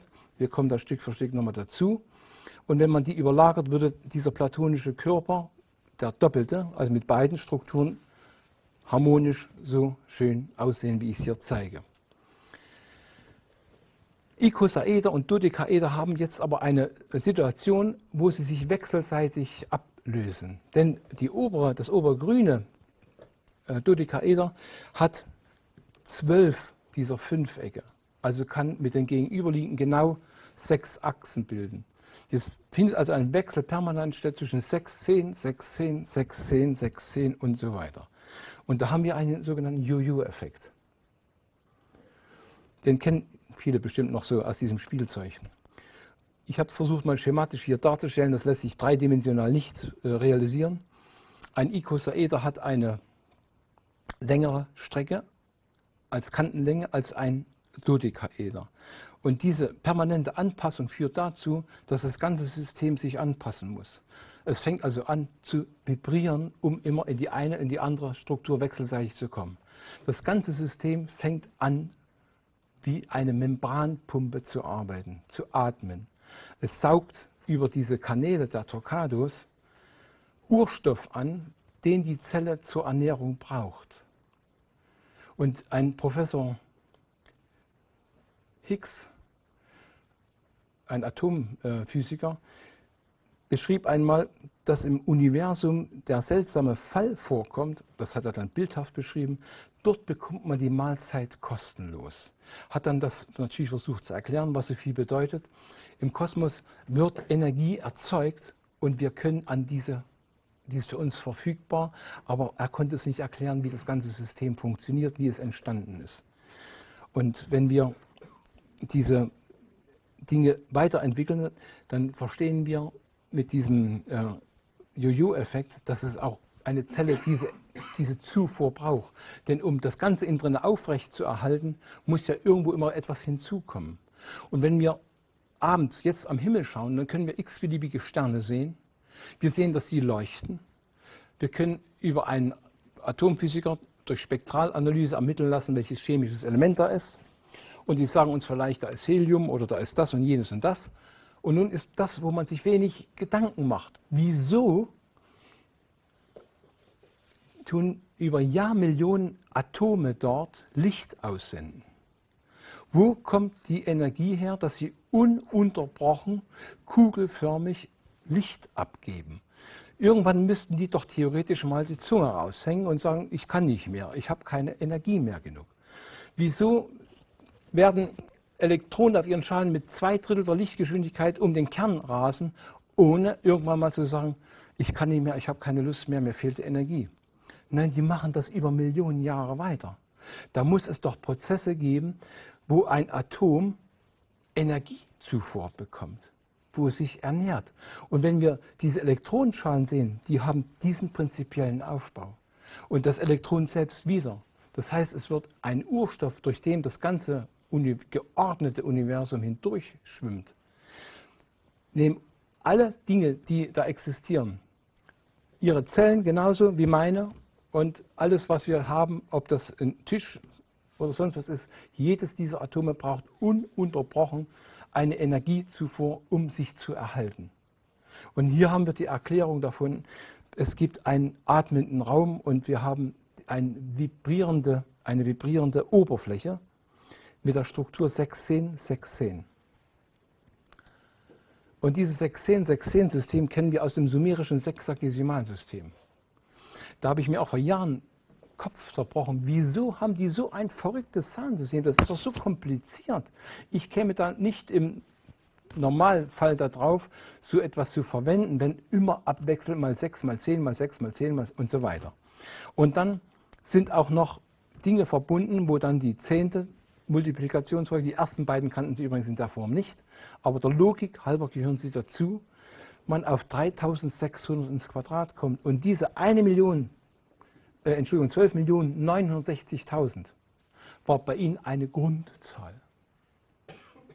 Glaubt ihr ernsthaft, dass vor 5.000, 6.000 Jahren ein Volk auf so ein System gekommen wäre von alleine, wo noch kosmische Prinzipien verborgen sind? Dann muss doch das jemandem geflüstert worden sein. Sie haben Informationen bekommen, sonst hätten sie nicht verwendet. Und dass wir das heute noch kennen und heute noch verwenden hier drauf, das ist sumerisches Sexagesimalsystem. Das ist manchen gar nicht bewusst. Wir haben auf unsere Urprinzipien, die damals ihren Anfang genommen haben. Hier kommen wir nochmal zum Taltempel, wo ich auch erwähnt hatte, das machen wir überhaupt nicht in aller Detailliertheit, dass hier in der unteren Reihe 6 Säulen sind und in der oberen vertikal 2×5 zusammen 10. Wir haben also eine 6-10-Struktur und da geht es praktisch um kosmisches Wissen. Der Taltempel ist eine unfassbare Sache von seiner Geometrie.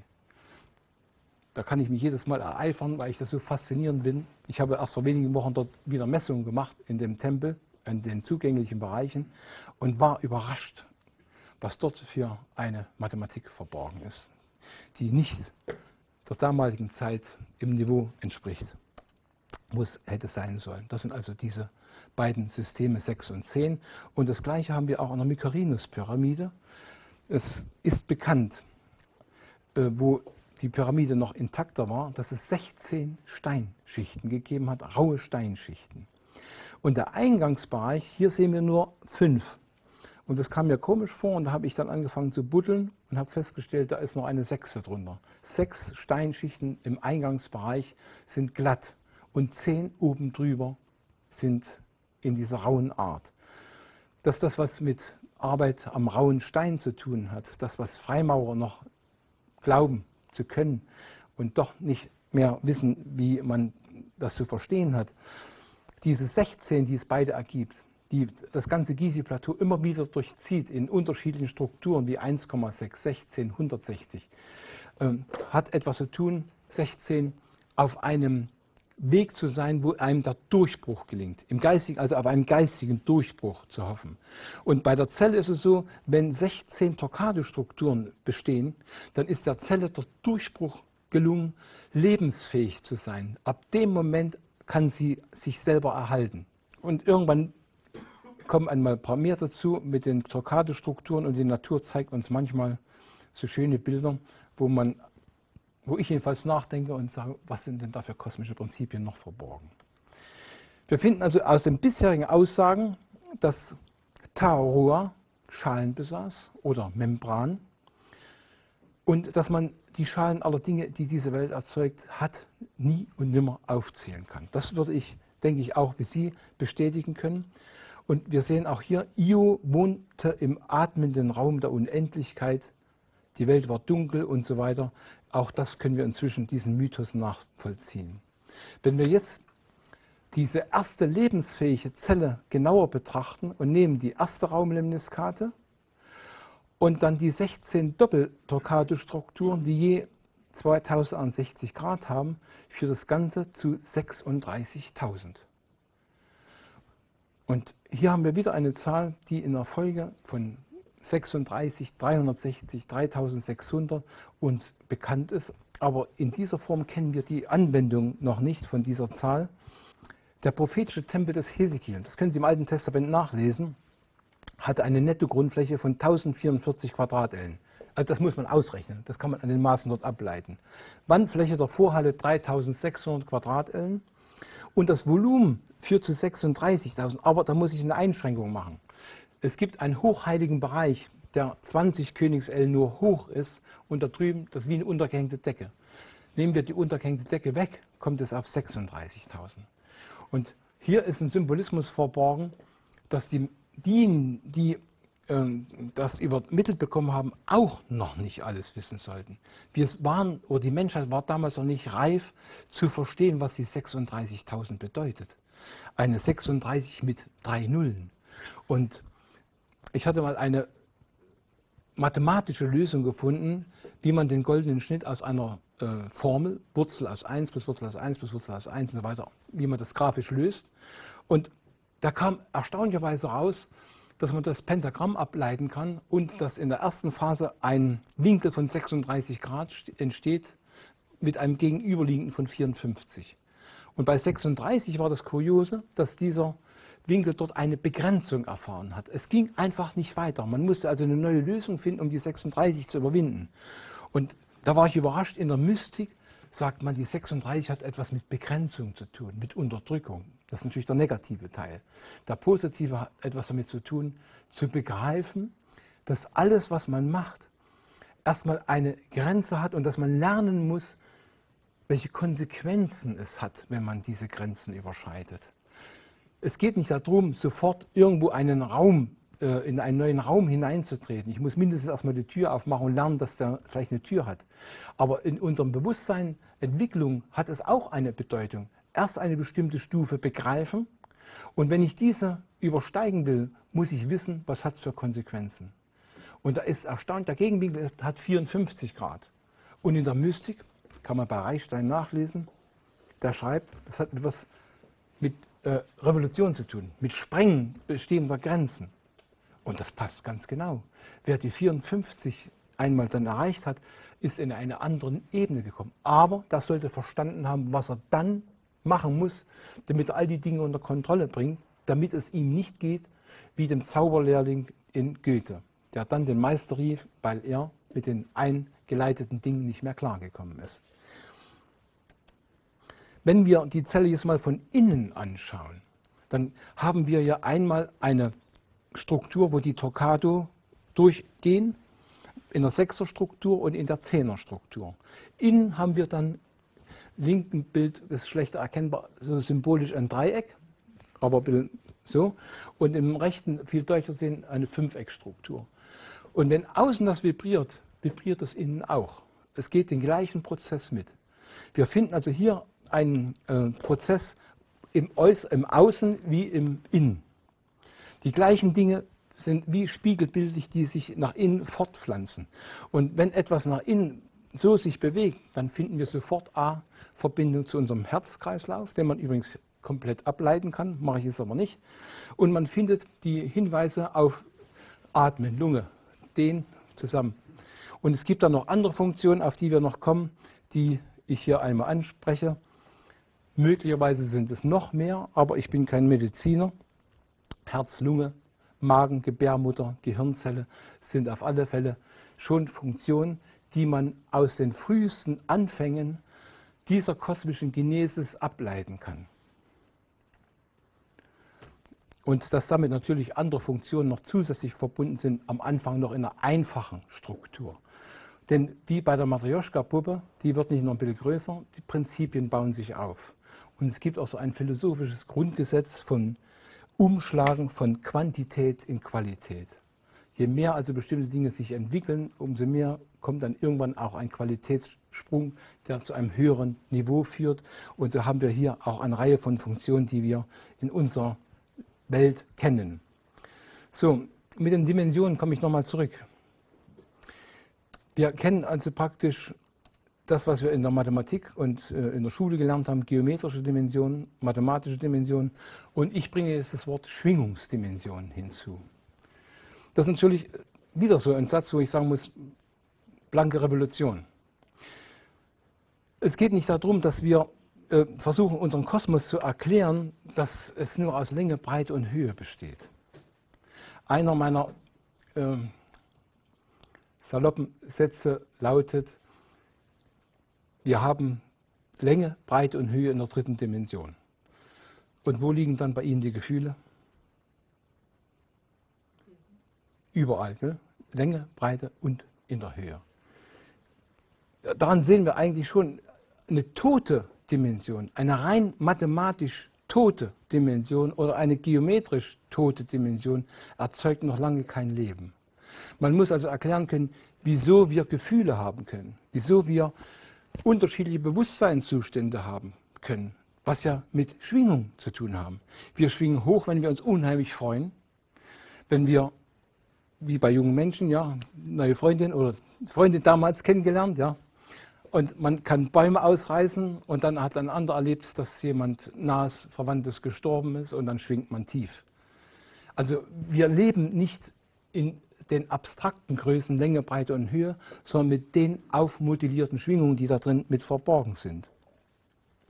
Und wenn man das außer Acht lässt, diese dritte Schwingungsdimension, dann kann man überhaupt nicht erklären, dass es Lebensformen in einer anderen Ebene noch gibt. Dann kann es natürlich nie und nimmer einen Gott geben. Da kann es nie einen Erzengel geben. Oder was viele Völker noch haben, in Djinn und den Gott und das gibt es dann alles nicht. Wir haben keinen Platz mehr dafür. Weil wir sagen, dritte Dimension ist das Länge, Breite, Höhe und die vierte ist Länge, Breite, Höhe und Zeit. Und da protestiere ich gewaltig. Denn die Zeit ist eine Eigenschaft, eine Erscheinung in unserer dritten Dimension. Und ich behaupte hier, dass andere Dimensionen ebenso etwas haben, Ablaufgesetze. Zeit ist ja nicht anders wie ein Ablauf einer bestimmten Folge. Und dass wir diese nur nicht wahrnehmen können, weil unsere Atome nach dem dreidimensionalen Muster aufgebaut sind und ein vierdimensionales nicht erfassen können. Wie das aussieht, werde ich dann noch zeigen. So, eine erste Schwingungsdimension wäre letztendlich also diese Zelle, die ich gezeigt habe, mit einer Achse. Das Bemerkenswerte ist, aus einer Ebene gab es einmal eine Information, wenn die Menschen begreifen, dass die Erde ein Körper der ersten Schwingungsdimension ist und aus Elementen, chemischen Elementen der dritten Dimension besteht, dann sind sie auf einem Weg in eine höhere Entwicklungsstufe. Natürlich ist das sehr schwer zu verstehen. Die Erde hat ein einachsiges oder nur eine Achse und die Schwingungen, die gehen in diesem Erdkern, genau in diesem System, wie wir hier haben, in den Anfängen. Es geht noch ein bisschen komplizierter. Wir sind ja schon von der Matrjoschka-Puppe ziemlich weit vorangeschritten, aber das Grundmuster fängt dort an und dort fängt auch das Grundmuster von Magnetfeldern an. Und kosmisch gesehen ist der Maßstab immer, wie viele Achsen das System hat, wie viele Schwingungsmuster sich damit entwickeln lassen. Und dass da auch eine Informationsausbreitung gibt mit einer bestimmten Informationsfunktion, möchte ich nur mal kurz erwähnen. Das würde viel Ausführung erforderlich machen, das alles verständlich zu machen. Und wenn wir hier dann einmal das sehen, hier fängt das Prinzip an der Lichtausbreitung. Es ist also ein Ton, eine Schwingung, die das ganze System ausbreitet. Denn das, was hier an Urstoff angesaugt wird, wird nicht nur zur Erhaltung der eigenen Funktion benutzt, sondern es wird auch per Huckepack transportiert in den inneren Wellen und es wird auch ausgeschleudert in dem gleichen System. Und dort beginnt die Funktion von Licht, von informativem Licht, was sich komplex dreht und in alle Richtungen sich ausbreitet. Deswegen sehen wir auch bei einem chemischen Element, egal wie es sich verhält, in welcher Drehachse, nach allen Seiten eine Lichtausbreitung. In einer zweiten Schwingungsdimension wäre das natürlich ein Zweiachsensystem und verbunden mit dieser Schwingungscharakteristik, die hier dargestellt ist. Und wir haben dort definitiv die Grundlagen, warum die Pyramiden so aussehen, wie sie sind. Die Pyramiden selbst haben nicht nur ein inneres Schwingungsmuster, wie allgemein bekannt ist, sondern eins auch, was nach außen geht. Sowohl nach oben, aber auch eine räumliche Aussehen. Nur das ist ziemlich subtil. Und das ist nur möglich durch Dynamik in der inneren Struktur. Die Ägyptologen haben durch Präzisionsmessungen festgestellt, dass die Pyramiden an allen Ecken unterschiedlich hoch liegen und dass die Pyramidenseiten unterschiedlich lang sind und dass die Winkel an allen Ecken unterschiedlich sind. Natürlich ist klar, offizielle Erklärung, das ist Ungenauigkeiten in der Bearbeitung, obwohl das schon so eine extreme Genauigkeit ist, wo wir Mühe hätten, das zu schaffen. Aber genau das war beabsichtigt. Und ich habe diese Systematik erkannt, begriffen, verstanden, dass nur durch eine Asymmetrie Dynamik entsteht. Ich hatte hier schon mal das Beispiel gemacht und sage, wenn ich hier mal so klatsche, da passiert nicht viel, der Ton ist im Moment weg. Macht man das in der Cheops-Pyramide, wo innerhalb der Königskammer nicht ein einziger Winkel im rechten Winkel ist, beginnt etwas ganz anderes. Auch dort habe ich verstanden, wie das aufgebaut ist. Und nur durch diese Asymmetrien entstehen dynamische Schwingungsmuster, die dann zu einer höheren Entwicklung führen. Der rechte Winkel führt zu Tod. So drastisch hat mir jemand das mal gesagt. Und erst der dynamische, die Abweichung führt zu Leben, zu Bewegung und zu Entwicklung. So, und das Schwingungsmuster, hier ist nur übrigens die Ausbreitungsfunktion dargestellt. Es gibt immer noch eine Rückkehrfunktion. Das sieht dann aber sehr unübersichtlich aus. Und das habe ich mal als Modell bauen lassen. Ich hatte es wohl auch hier schon mal in einem Vortrag erwähnt, will aber das ruhig noch einmal ansprechen, weil es notwendig ist, an dieser Stelle zu erwähnen. Diese drei Spiralen in der Ebene und beide in der Vertikalen schneiden sich immer genau an einem Justierungspunkt. Und dieses System sendet Energie aus. Und zwar so, dass es fühlbar ist für den Organismus. Hier ist verborgen, wie Gott in den kleinsten Zellen und das Fraktal in höheren Einheiten Energien überträgt, aussendet und Informationen vermittelt. Man kann hier Systeme weiterentwickeln für vierte, fünfte und so weiter Dimensionen und es werden immer Prinzipien des Dezimalsystems mit ausgebreitet. Das ist eine unglaublich faszinierende Sache, die ich mit einem Doktor der Mathematik schon mal durchgesprochen habe und ihm erklärt und er hat bestätigt, es funktioniert. Es ist eine Tatsache, dass in allen höheren Dimensionen das Dezimalsystem eine Art Informationssystem darstellt. So, und jetzt natürlich diese wichtige Frage, wieso ist es Wissenschaftlern noch nicht gelungen, Lebensformen überhaupt auf anderen Planeten zu entdecken? Wer sagt denn, dass alle in der dritten Dimension, Schwingungsdimension, leben müssen? Ist es nicht so, dass es Zyklen gibt innerhalb von Zyklen? Ist es nicht so, dass wir jedes Jahr Sommer, Frühling, Herbst und Winter haben und viele andere Dinge genauso zyklischen Charakter haben? Warum soll so ein Zyklus immer wieder nur in der dritten Schwingungsdimension enden? Wenn wir verstehen, was eine vierte Dimension ist, dann werden wir auch verstehen, dass es Planeten und Sternensysteme gibt, wo Lebensformen existieren, die sich aber unserem Wahrnehmungsvermögen entziehen. Und ich möchte behaupten, und eigentlich weiß ich das auch, dass wenn hier einer meiner Freunde steht, aus einer anderen Dimension, kann er diesen Vortrag verfolgen, er sieht das alles, aber wir können ihn nicht wahrnehmen. Schade. Sehr schade. So, die Grundlagen oder die Hintergründe, warum man höheres entwickeltes Leben auf anderen Planeten ablehnt, hängt also auf alle Fälle damit zusammen, dass diese höhere Ordnung einmal noch nicht verstanden worden ist und dass man sie auch ablehnt. Deswegen dieser permanente Kampf zwischen den Atheisten und denjenigen, die an einen Gott glauben. Und viele Völker, für die ist es sowieso klar, dass es einen gibt und dass es eine höhere Ordnung gibt. Nur wir in Europa haben uns aber tun uns sehr schwer mit dieser Tatsache. Und weil das, was ich eben erklärt habe, nicht nur Leben in der dritten Dimension ist, aber sie gehen davon aus. Und weil unsere Messtechnik Lebensform in einer anderen Schwingungsdimension nicht mehr erfassen kann. Und das ist noch so ein Satz, der vielleicht manchen möglicherweise in die Nase sticht. Unsere Erde ist in der kosmischen Entwicklung nicht so weit, wie sie hätte weit sein sollen. Die Diskussionen, die es da immer gibt mit dem Maya-Kalender, haben zum Teil ihre Berechtigung. Auch darüber haben wir im letzten Vortrag gesprochen. Nicht ganz so, wie das verschiedene Leute gerne sehen wollen. Aber die Entwicklungsetappen einer dritten Dimension gehen langsam dem Ende entgegen. Schauen wir uns mal eine vierte Schwingungsdimension an.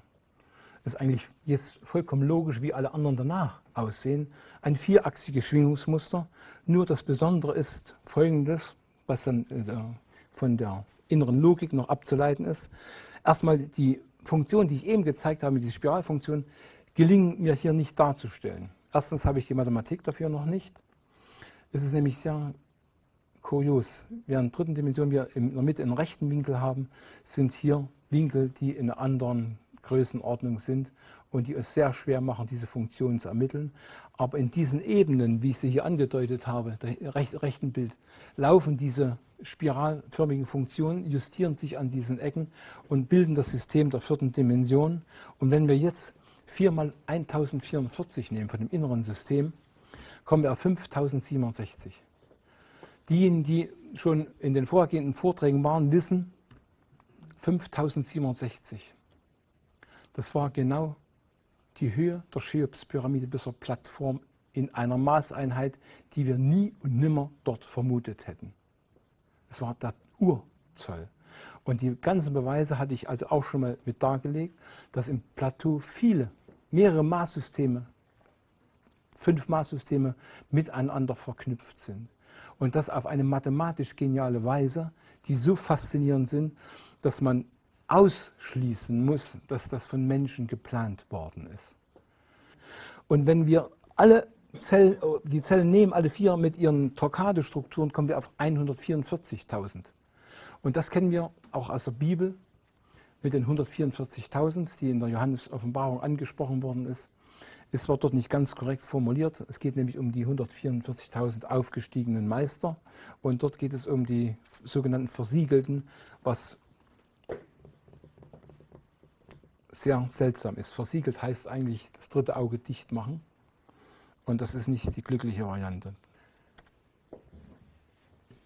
Auch an anderen Stellen in der Pyramide kommen diese 5, 7, 6 vor. Das ist eine kosmische Rasterzahl, wie man mir vor Jahren einmal gesagt hat und dann gesagt, du kriegst das schon noch raus. Man hat mich also zappeln lassen. Ich habe es aber inzwischen in ihrer Gesamtheit verstanden. Eine 7, tue ich noch mal kurz andeuten, ist eine Überlagerung von 7 Raumlemniskaten, die einmal ein Oktaeder, 3 ein Oktaeder bilden und 4 ein Würfel. Und sie führen auch zu inneren Gleichgewichtsbedingungen, die harmonisch sind. Eine 12. würde so aussehen und würde einen platonischen Körper bilden, so wie er, kein platonischen, Entschuldigung, einen geometrischen Körper, so wie er rechts aussieht. Und wir hätten in diesem Fall aus der inneren Struktur jene Zahlen, die auch im Gizi-Plateau alle vorkommen. Und die 432.000 ist jene, die in den Zeitaltern, den vedischen Zeitaltern enthalten ist. Das Kali Yuga sind 432.000 Jahre. Und dann geht es weiter, einmal, zweimal, dreimal und 4 mal 432.000 bis zum goldenen Zeitalter, wo die Ziffernfolge 1, 7, 2, 8 und dann noch ein paar Nullen dazu auftaucht. Hier haben wir praktisch einmal diese vedischen Zeitalter. das Satyayuga, von dem wir im Moment noch weit entfernt sind. Auch diese Zahl kommt im Gizeh-Plateau exakt vor. So, und die Frage ist, wie geht es weiter?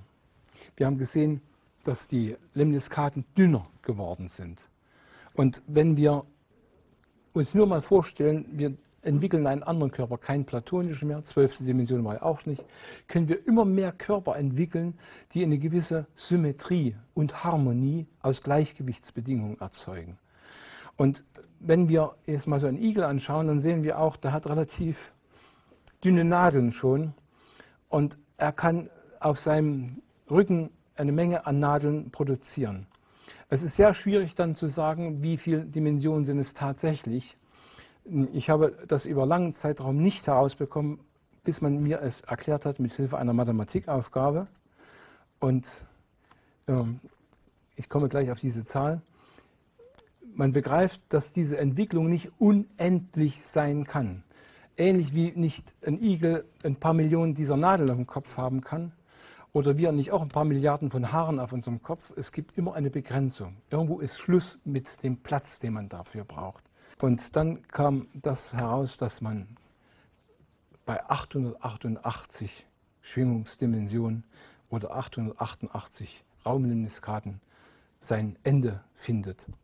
Und wenn das eintritt, geht die innere Explosion in dem Chaos immer noch weiter. Aber sie finden keinen Platz mehr. Sie fangen an, das System der zwei Zellen, die an einer und derselben Stelle sind, zu stören. Die beiden Zellen rutschen auseinander mit ihrem gesamten inneren strukturellen Aufbau. Und dann sind die so auseinander, wie ich es hier zeige. Und hier fängt einmal der Symbolismus an, den wir kennen, mit den zwei übereinander gelegten Eheringen, die als Symbol uns immer gezeigt werden. Aber es fängt auch etwas an, was wir kosmischen Sex nennen könnten, mit X sogar. Wenn wir genau hinschauen, sehen wir, dass in der Mitte diese Vesica Piscis aussieht in der Form, in der abstrahierten Form wie das weibliche Geschlechtsorgan. Und wir sehen, dass dieses System der Raumlimniskate immer wieder durch die komplexen Drehbewegungen auch in die Mitte dort hineinkommt. Und wir haben ein Schwingungsmuster in die andere Zelle hinein und wieder zurück. Das ist praktisch der Symbolismus des männlichen Geschlechtsorgans. Und hier liegen die Grundlagen, wie Informationen übertragen werden, wie Informationen kopiert werden.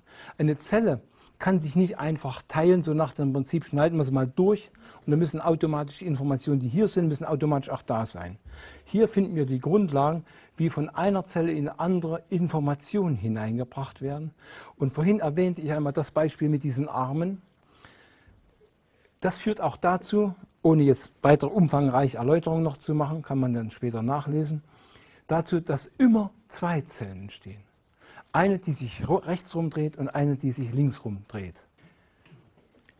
In dem Mythos von Heliopolis wird dieser Vorgang sehr seltsam beschrieben. Und da kommt man auch nicht dahinter, dass das eine Bedeutung hat. Ich war es, der sich vereinigte mit seiner geschlossenen Hand. Also eine Hälfte praktisch dieser Raumlimniskate. Ich verband mich in einer Umarmung mit meinem Schatten, der zweiten Zelle. Ich nahm den Samen in meinen Mund, das was also als Urstoff in die Mitte hineingepumpt wurde, dort verdichtet wurde, dort kodiert worden ist und dort praktisch den Samen darstellt, der aus dieser Kanüle in die andere Zelle hinüber geschossen wird, wenn der Reifeprozess abgeschlossen ist. Und ich ließ etwas aus mir heraus in Gestalt des Schuh und ich ließ Feuchtigkeit von mir ausgehen in Form der Tefnut. Hier will ich nur so weit andeuten, hier sind Symbolismen verborgen. Nicht alles, was an Urstoff angesaugt wird, wird unmittelbar verwendet für solche Prozesse der Erhaltung und für Vervielfältigungsprozesse, sondern es wird auch überflüssiger Urstoff wieder abgegeben. Und da liegen zwischen dem Schuh, dem Trockenen und Tefnut, dem Feuchteren, die Unterschiede, die jetzt ich nicht weiter im Detail erklären möchte. Wir haben also dann einen Zellvermehrungsbeginn, wo die Zellen sich komplett drehen und wenn sie soweit reif sind, schießen sie in die gegenüberliegende kleine Babyzellen hinein. Und diese wachsen, bis sie sich gegenseitig berühren Weiter geht es nicht. An ihrer Membran stoßen sie sich ab und es werden immer mehr Zellen, eine zweite Zellenpaar, ein drittes Zellenpaar und alles erfolgt parallel, immer Zwillinge. Und da beginnen die Grundlagen des Gegensätzlichen, nicht nur das Links- und Rechtsdrehen, sondern das, was wir Plus und Minus nennen und so weiter, wo wir unterschiedliche Entwicklungsbedingungen sehen. Und wir sehen auch bei einer Pflanze, wenn sie aufwächst, ein Teil geht in den Boden als Wurzel, der andere wächst nach oben, ist eine diametrale Entwicklung. Wir können leider nicht Wurzeln schlagen als Mensch. Dafür haben wir aber das Doppelte in den Armen, in den Augen, in den Ohren, in den Lungenflügeln, Herzklappe, in den Beinen und so weiter. Und irgendwann sind es 11 Zellen, Doppelzellenpaare, also Zwillinge. Und wenn das 12. hineinkommt, sind die Achsen schon relativ nah beieinander.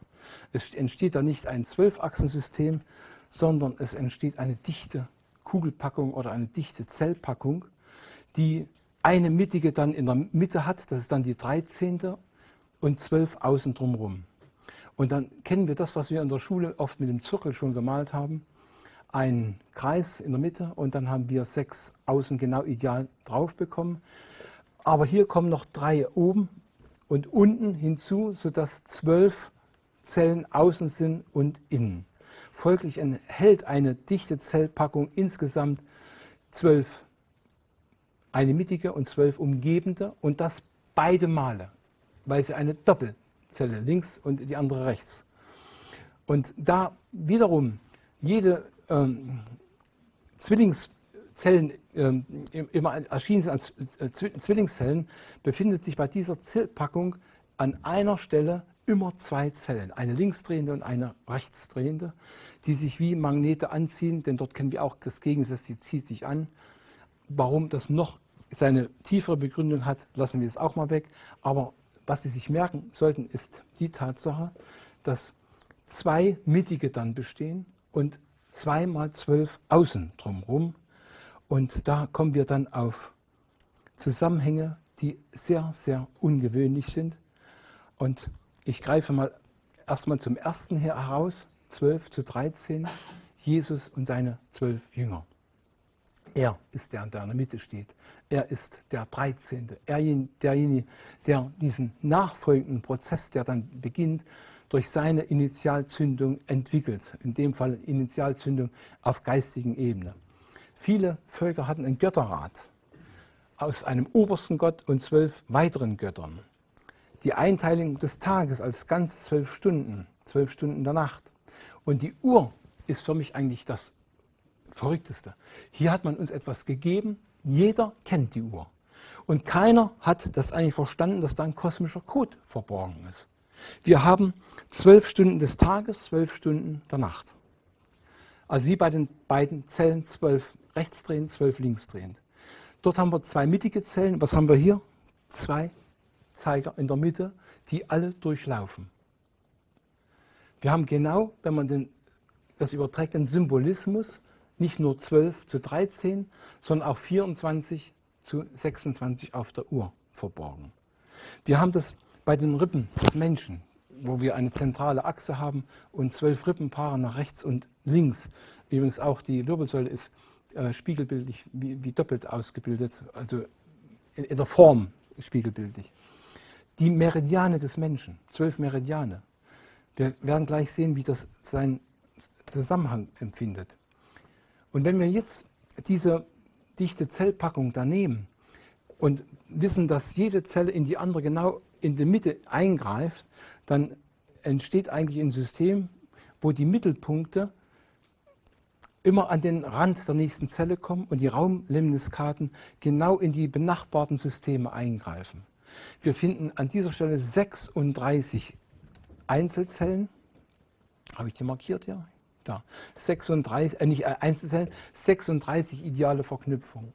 Und jede Verknüpfung führt dazu, dass dort Zwillingspaar erzeugt wird und dort, also 4 Zellen. Und 4 mal 36 führt zu 144. Und von der mittleren Zelle aus gibt es genau 12 energetische Verbindungen zu den äußeren umgebenden 12. Dort finden wir die Grundlagen für die 12 Energiemeridiane, die vom Herz ausgehen. Und die Wissenschaft mittlerweile glücklicherweise akzeptiert, weil sie diese Meridiane mit ihren Akupunkturpunkten wissenschaftlich mit Hilfe von Technik nachweisen konnten. So, beide Zellen haben dann natürlich 2 mal 36, 72 Verknüpfungen. Und lassen wir mal die Mathematik jetzt zur Seite, betrachten jetzt nochmal diese Gebilde, wo jetzt nur die Mittelpunkte der Zellen angedeutet sind. Und rechts habe ich eine versucht, mit dem gestrichelten in die Mitte zu markieren. Und sie berührt von außen gesehen genau 4 benachbarte Zellen. Eine in die Mitte, wir haben also Verhältnis 1:4. Das ist übrigens ein kosmisches Rasterverhältnis, was bei vielen Prozessen seine Bedeutung hat und jetzt hier nicht weiter erläutert werden soll. Als einziges vielleicht die Hand mit dem Daumen, 1:4, und das aber noch nicht alles.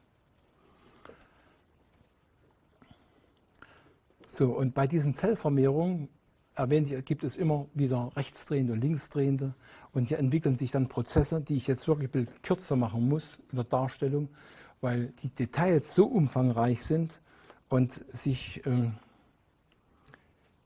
oder viel Zeit erfordern würden. Deswegen will ich jetzt nur mal anführen, wenn diese Zellvermehrungsprozesse genau aus diesem System sich ableiten lassen, entstehen genau 5 Zellen rechtsdrehend und 5 linksdrehende. Und wir können dann mit einer Kreuzvermehrung, die ja zwischen beiden Zellen, weil beides an der gleichen Stelle ist, auch in ein System ableiten, wo noch mehr Zellen dann entstehen. Und dann sind es insgesamt 576. Das wird jetzt schwer nachvollziehbar sein im Kopf, das ist mir bewusst. Aber ich will es erstmal kurz ansprechen, weil noch was ganz Wichtiges dazu kommt. Und wir hatten schon erwähnt, dass das eine kosmische Rasterzahl ist. Und bei diesen Kreuzvermehrungen und diesem System entstehen dann also auch Zellen mit einfacher Torquato-Struktur. Das war in der kosmischen Genesis auch notwendig, einfach aus einem simplen Grund. Ein materieller Körper kann sich nicht gleichzeitig um 2 Achsen drehen. Wir kennen das genügend, wir Menschen können uns auch bloß um eine Achse drehen und nicht gleichzeitig so rum und so rum. Und das führt dann zu weiteren Prozessen, wo man dann mit diesen 5 Zellen rechts und 5 Zellen links eine Doppeltetraederstruktur ableiten können, aber nur als abstrakt. In Wirklichkeit sind an den Spitzen genau über den Mittelpunkt Zellen, die hier noch erstmal kleiner dargestellt worden sind, um zu verdeutlichen, dass in der Mitte die Tetraederstruktur vorhanden ist. Und an so einer Stelle sind immer 2 Kugeln. Also dort, wo Gold ist, sind 2 und die anderen auch. Und das entwickelt sich in dieses System hinein.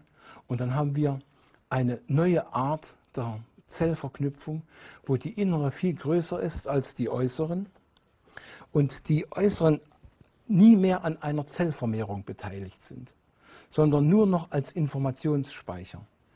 Und die Mitte spielt überhaupt den Schwerpunkt. Dort entwickeln sich wieder innere Systeme mit inneren Systemen, mit inneren Systemen und so weiter. Aber aus diesem Struktur, die hier im linken Bild als Merkaba bekannt ist, lassen sich noch viel, viel mehr Dinge ableiten, als bisher bekannt ist. Wenn Sie das rechte Bild ansehen, dann können Sie ahnen, dass die blaue Zelle genau durch die Mittelpunkte jeder dieser umgebenden Zellen geht und diese hält.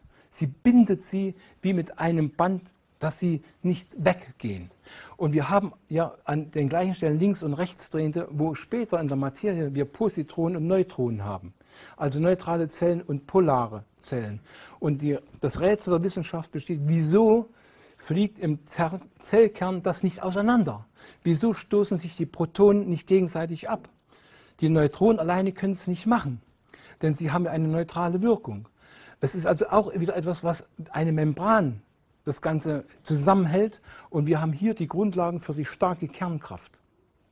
Aber nicht nur das. Diese Struktur beginnt sich dann auch zu drehen. Und es gibt in der Literatur Hinweise, gerade bei Melchisedek, über ein Tetraeder nach rechts und eins nach links. Ich muss sagen, das ist nicht korrekt. Die Systeme drehen sich komplett. Das heißt, ein ganzes System dreht sich rechts rum und ein ganzes System dreht sich links rum. Und da es wieder noch eine übergreifende Polarität gibt, gibt es das noch einmal. Und erst wenn man das versteht, kann man begreifen, wieso zum Beispiel bei Nahtoderfahrungen jemand sich sieht, komplett mit den eigenen Sachen und Klamotten. Also müssen Informationen ja gespeichert werden, irgendwo, alle Informationen. Nicht bloß das kleine Pickelchen an der Hand, Haare, die gesamten Sachen, Bewusstseinsfeld, Energien des Kopfes, alles was ist, muss gespeichert werden. Und das macht diese Struktur, die ich eben gezeigt habe, denn sie ist fraktal aufgebaut. Heißt, im kleinsten System in den Atomen, in den kleinen Zellen, beginnt das System schon. Und es ist übergreifend und wird immer mehr Teile von unserem Körper erfassen, bis das gesamte Energiefeld, was als Aura bekannt ist, umhüllt ist und ein komplettes Informationsfeld darstellt. Und jetzt könnte man dazu noch eine ganze Menge sagen, gerade was bei Nahtoderfahrungen passiert, wieso dann die Informationen in den einen Bereich hineingehen, was passiert, wenn derjenige komplett stirbt und in das andere Feld hineingeht, was passiert, wenn er bei Nahtoderfahrung nicht im Tod ankommen darf, zurückkommt und sein Körper ist zerstört und er kann nicht wieder zum Leben erwachen. Das sind alles Sachen, die damit erklärt werden können, mit diesem System. Wir sehen also, dass diese sogenannte Merkaba eine unglaublich umfangreiche Funktion besitzt. Und das ist das eine, die sogenannte Akasha-Chronik, was als sogenanntes Weltgedächtnis bekannt ist, aber man muss sagen, es fängt schon beim Zellgedächtnis im Kleinsten an und baut sich fraktal in immer größere Einheiten auf. Es bildet als separierte Struktur wie ein Transportmittel. Nur deswegen kann sich ein Nahtodbefindlicher sehen. Dieser Prozess, diese drehenden Energiefelder, war im alten Ägypten im 33. Grad notwendig. Dort musste man beweisen können, dass man es beherrscht. Und es wurde gelehrt. Auch hier wieder die Frage, wer hat das ganze Wissen denen gelehrt, dass man das genau so machen soll und nicht anders.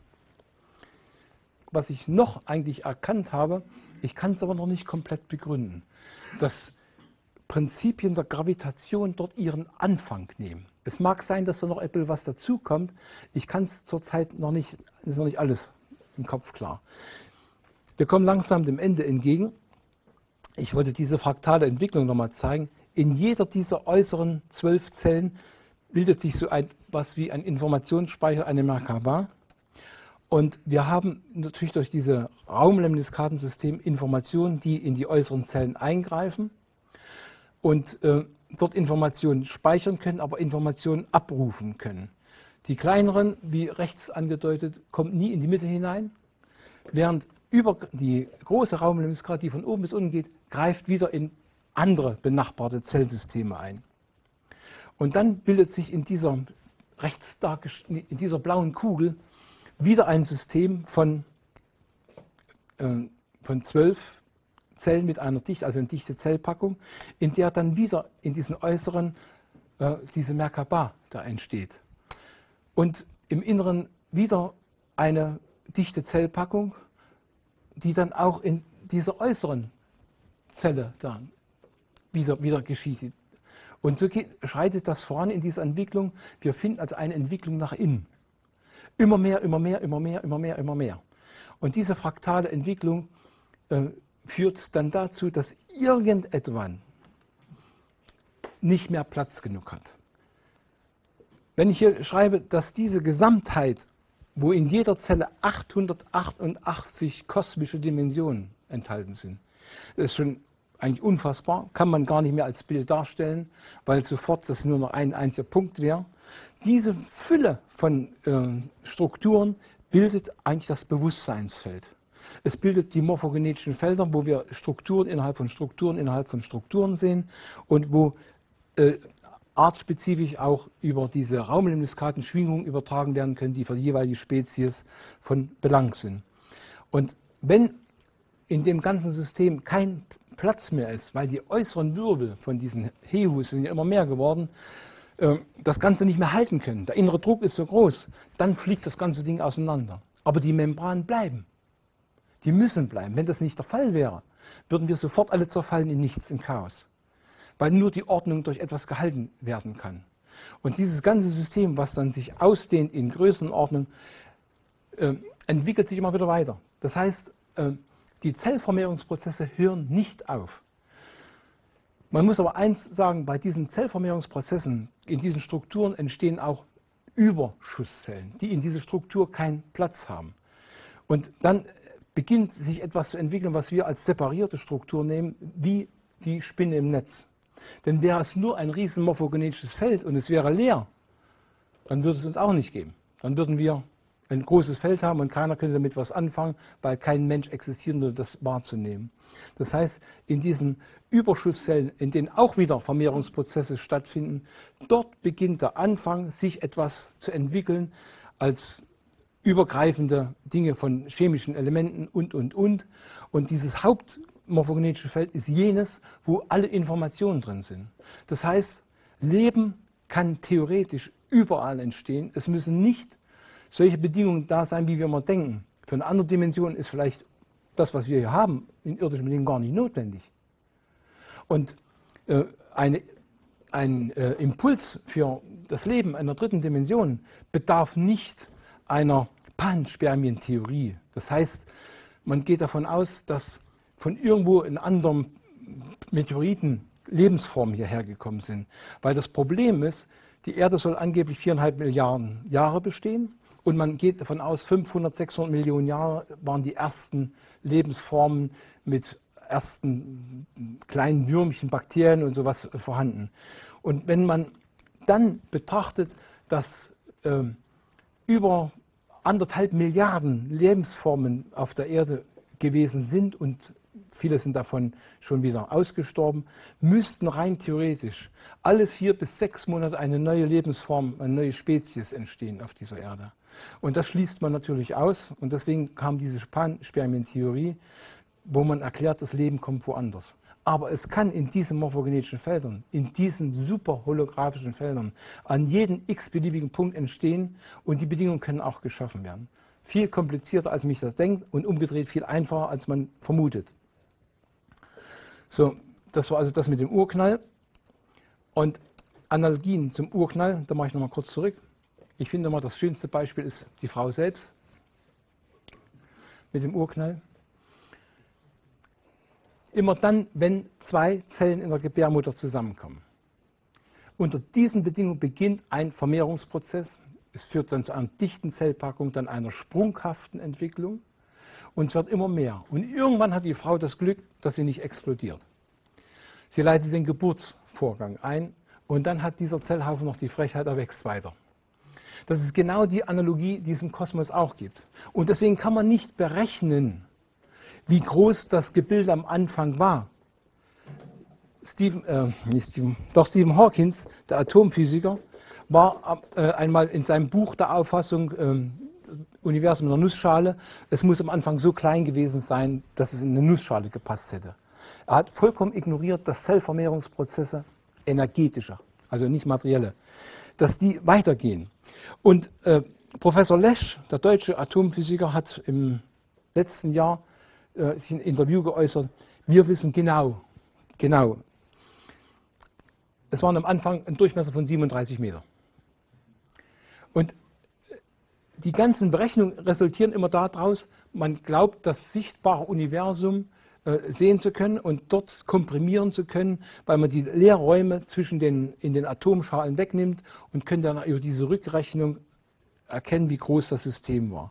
Aber dass es sich weiterentwickelt und sich demzufolge ausdehnt, weil auch dort wieder Reaktio gleich Aktio gleich Reaktio besteht, das wird leider nicht ganz in das Kalkül mit einbezogen. Und wenn wir also dieses Thema mit der Frau nehmen, möchte ich noch ein anderes anführen, was ein bisschen neutraler klingt. Kommt ein x-beliebiges Samenkorn, was lange in absoluter Trockenheit gelegen hat, mit Feuchtigkeit in Verbindung, dann beginnen Vermehrungsprozesse im Inneren und dann geht patsch und dann geht diese Membran, diese Schale, Nussschale, Samenschale, sprengt auf und es beginnt eine diametrale Entwicklung. Entweder ja, Richtung Sonne, Richtung Erdmittelpunkt, egal wie auch immer. Wir sehen also, dass die Membran einer eines Samenkorns hat ja, wenn man unter dem Mikroskop schaut, auch Poren. Und sobald es etwas aufnimmt, in dem Falle Feuchtigkeit, Wasser, beginnt dieser Prozess nach innen. Und mit all diesen Dingen, die wir jetzt hier angesprochen haben, können wir erstmal erkennen, am Anfang war es auf alle Fälle, gab es keine Ordnung. Das Paradoxon, was beschrieben worden ist, hat somit seine Berechtigung. Frühere Völker haben teilweise mehr gewusst, als was wir in den nachfolgenden Jahrhunderten gesehen haben und beschrieben haben. Und dass in diesen Schöpfungsmythen mehr Wissen enthalten ist, wenn man versteht, es zu übersetzen, zu begreifen, einzuordnen in eine kosmische Genesis. Ohne diese Wirbel wäre diese Genesis überhaupt nicht denkbar gewesen. Wenn wir an einen Herrn Schauberger denken, der über Wasserwirbel, Qualität Wasser beschreibt, wie man da Wasser reinigen kann, höhere Informationen hineinbringen kann, dann sehen wir, dass Menschen schon lange begriffen haben, dass Wirbel das A und das O sind, die wir nur zu nutzen wissen müssen.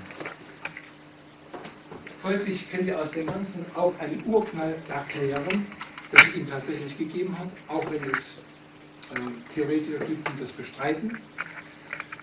Dass der Mythos mit dem goldenen und silbernen Ei, was übrigens in vielen Völkern besteht, dieses Mythos, dass da nicht nur ein Keim drin ist, sondern auch ein Keim in dem Verstehen, in der Berechtigung, in der Wahrheit, dass etwas vorhanden gewesen ist. Und dass dieses System gelernt hat zu atmen, sich lebensfähig zu machen, autark zu werden und dass wir dann in diesem ganzen System auch noch eine Mathematik finden, die wir heute an vielen Stellen noch kennen. Und die 5 Vorträge, die ich zuvor gehalten habe, wo manch einer vielleicht gefragt hat, wohin führt es denn? Was soll es denn? Der Satz, es ist eine Brücke von der Vergangenheit zur Zukunft. Jetzt verstehen wir sie vielleicht besser. Es bedeutet nichts anderes. Das Wissen, was einmal dort in Stein manifestiert worden ist, zeigt uns, wo die Entwicklung hingeht, in diesem spiralförmigen Entwicklungsweg. Wir bleiben nicht ewig in dieser dritten Schwingungsdimension.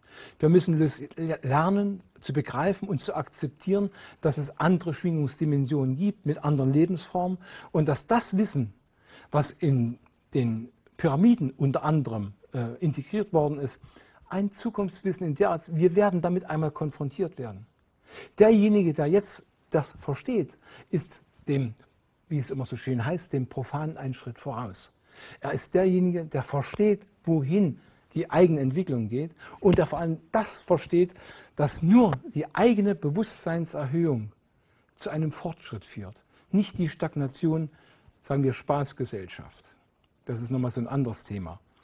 Also im Endeffekt sehen wir Prozesse, die erklärbar sind und ich hoffe, dass Sie mit diesen Prozessen oder mit den Darstellungen dieser gesamten Grafiken ein bisschen mehr Einblick bekommen haben in die Genese, vielleicht etwas verstanden haben, wenn auch noch Fragen offen bleiben, ist ja nicht alles erklärt worden hier. Und wir verstehen auch jetzt vielleicht den Satz, wo es in der Bibel heißt, der Mensch, Gott schuf den Menschen nach seinem Ebenbild. So ist natürlich nicht richtig. Dann müsste er ja vielleicht aussehen wie ich, ja, mit einem Bart, einem grauen Bart. Es sind Prinzipien des Menschen enthalten, die in der kosmischen Genesis aufgetreten sind. Wir enthalten derartige Prinzipien und die auf einem höheren Niveau. Wenn man in diese Theorie jetzt hineinschaut und versucht zu verstehen, wird man begreifen, dass Intelligenz niemals durch den puren Zufall entstanden ist, sondern dass es Entwicklungsprinzipien gegeben hat, die erst uns zu dem gemacht haben, was wir jetzt sind. Und dass da noch ein bisschen mehr dazugehört hat als ein paar chemische Elemente, das dürfte jedem, denke ich, klar geworden sein. Damit komme ich zum Ende dieses Vortrages und hoffe, dass mit dieser Serie erst einmal ein Abschluss gefunden worden ist, der einen großen Bogen spannt von der Vergangenheit bis hin in unsere nahe Zukunft in eine andere Ebene und dass wir auch gelernt haben, damit mit diesem Wissen vielleicht umzugehen, es vielleicht für uns persönlich auch anzuwenden. Und ich kann nur hoffen, dass jeder Einzelne etwas aus diesen Vorträgen für sich mitgenommen hat und vielleicht etwas dazu beiträgt, in seiner Entwicklung noch einen Sprung weiterzukommen. Gut, dann bedanke ich mich und wir kommen zum Ende.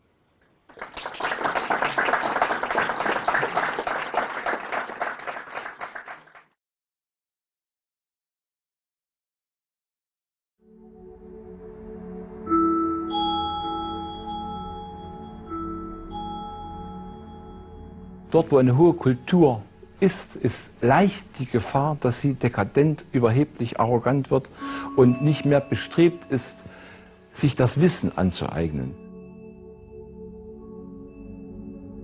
Wenn wir die ägyptische Geschichte anschauen, dann sehen wir, dass es dort auch einen Niedergang gegeben hat.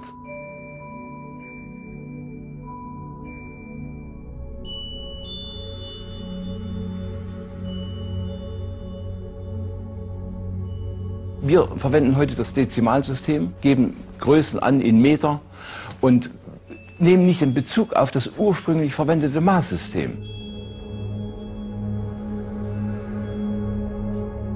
Ein amerikanischer Fuß, der aus 12 Zoll besteht, ist 1200 durch 3937 Meter lang.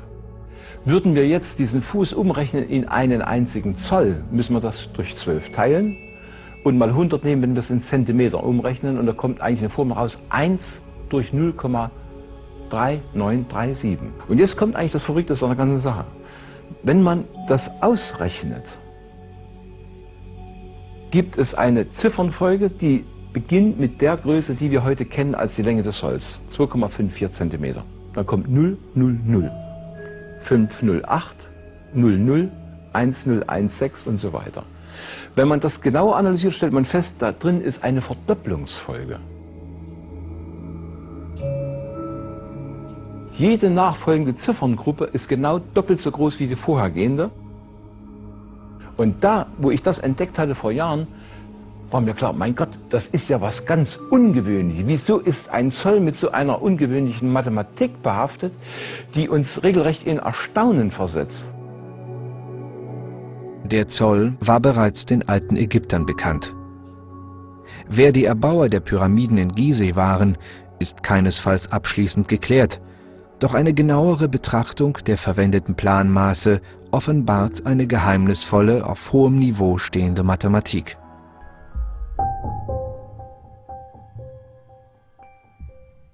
Wenn man alles genauer betrachtet, sieht man, es gibt solche Verflechtungen mit Maßen, mit Zahlen, die immer wieder auftauchen. Es ist wie ein homogenes Konzept, wo man sagen muss, das ist schon Sternenmathematik.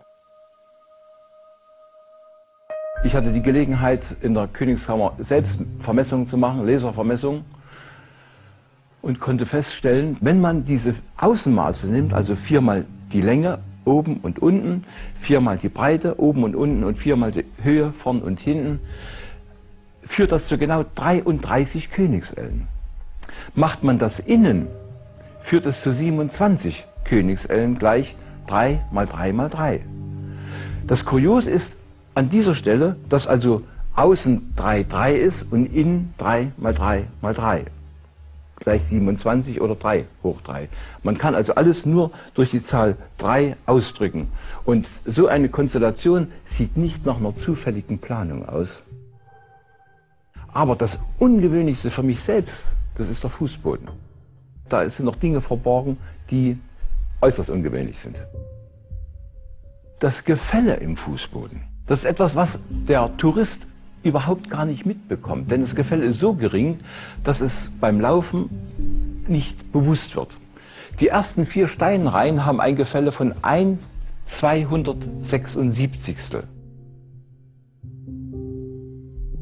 Wenn man den Winkel dazu bestimmt, in dem System, wie wir das also in den Breitengraden kennen, Grad, Minuten, Sekunde, dann ist dieser Winkel 0 Grad, 12 Minuten, 27,33 Sekunden. Man wollte dort in dem Sarkophag Verbindung haben in höhere Ebenen, zu den Göttern, in höhere Schwingungsdimensionen.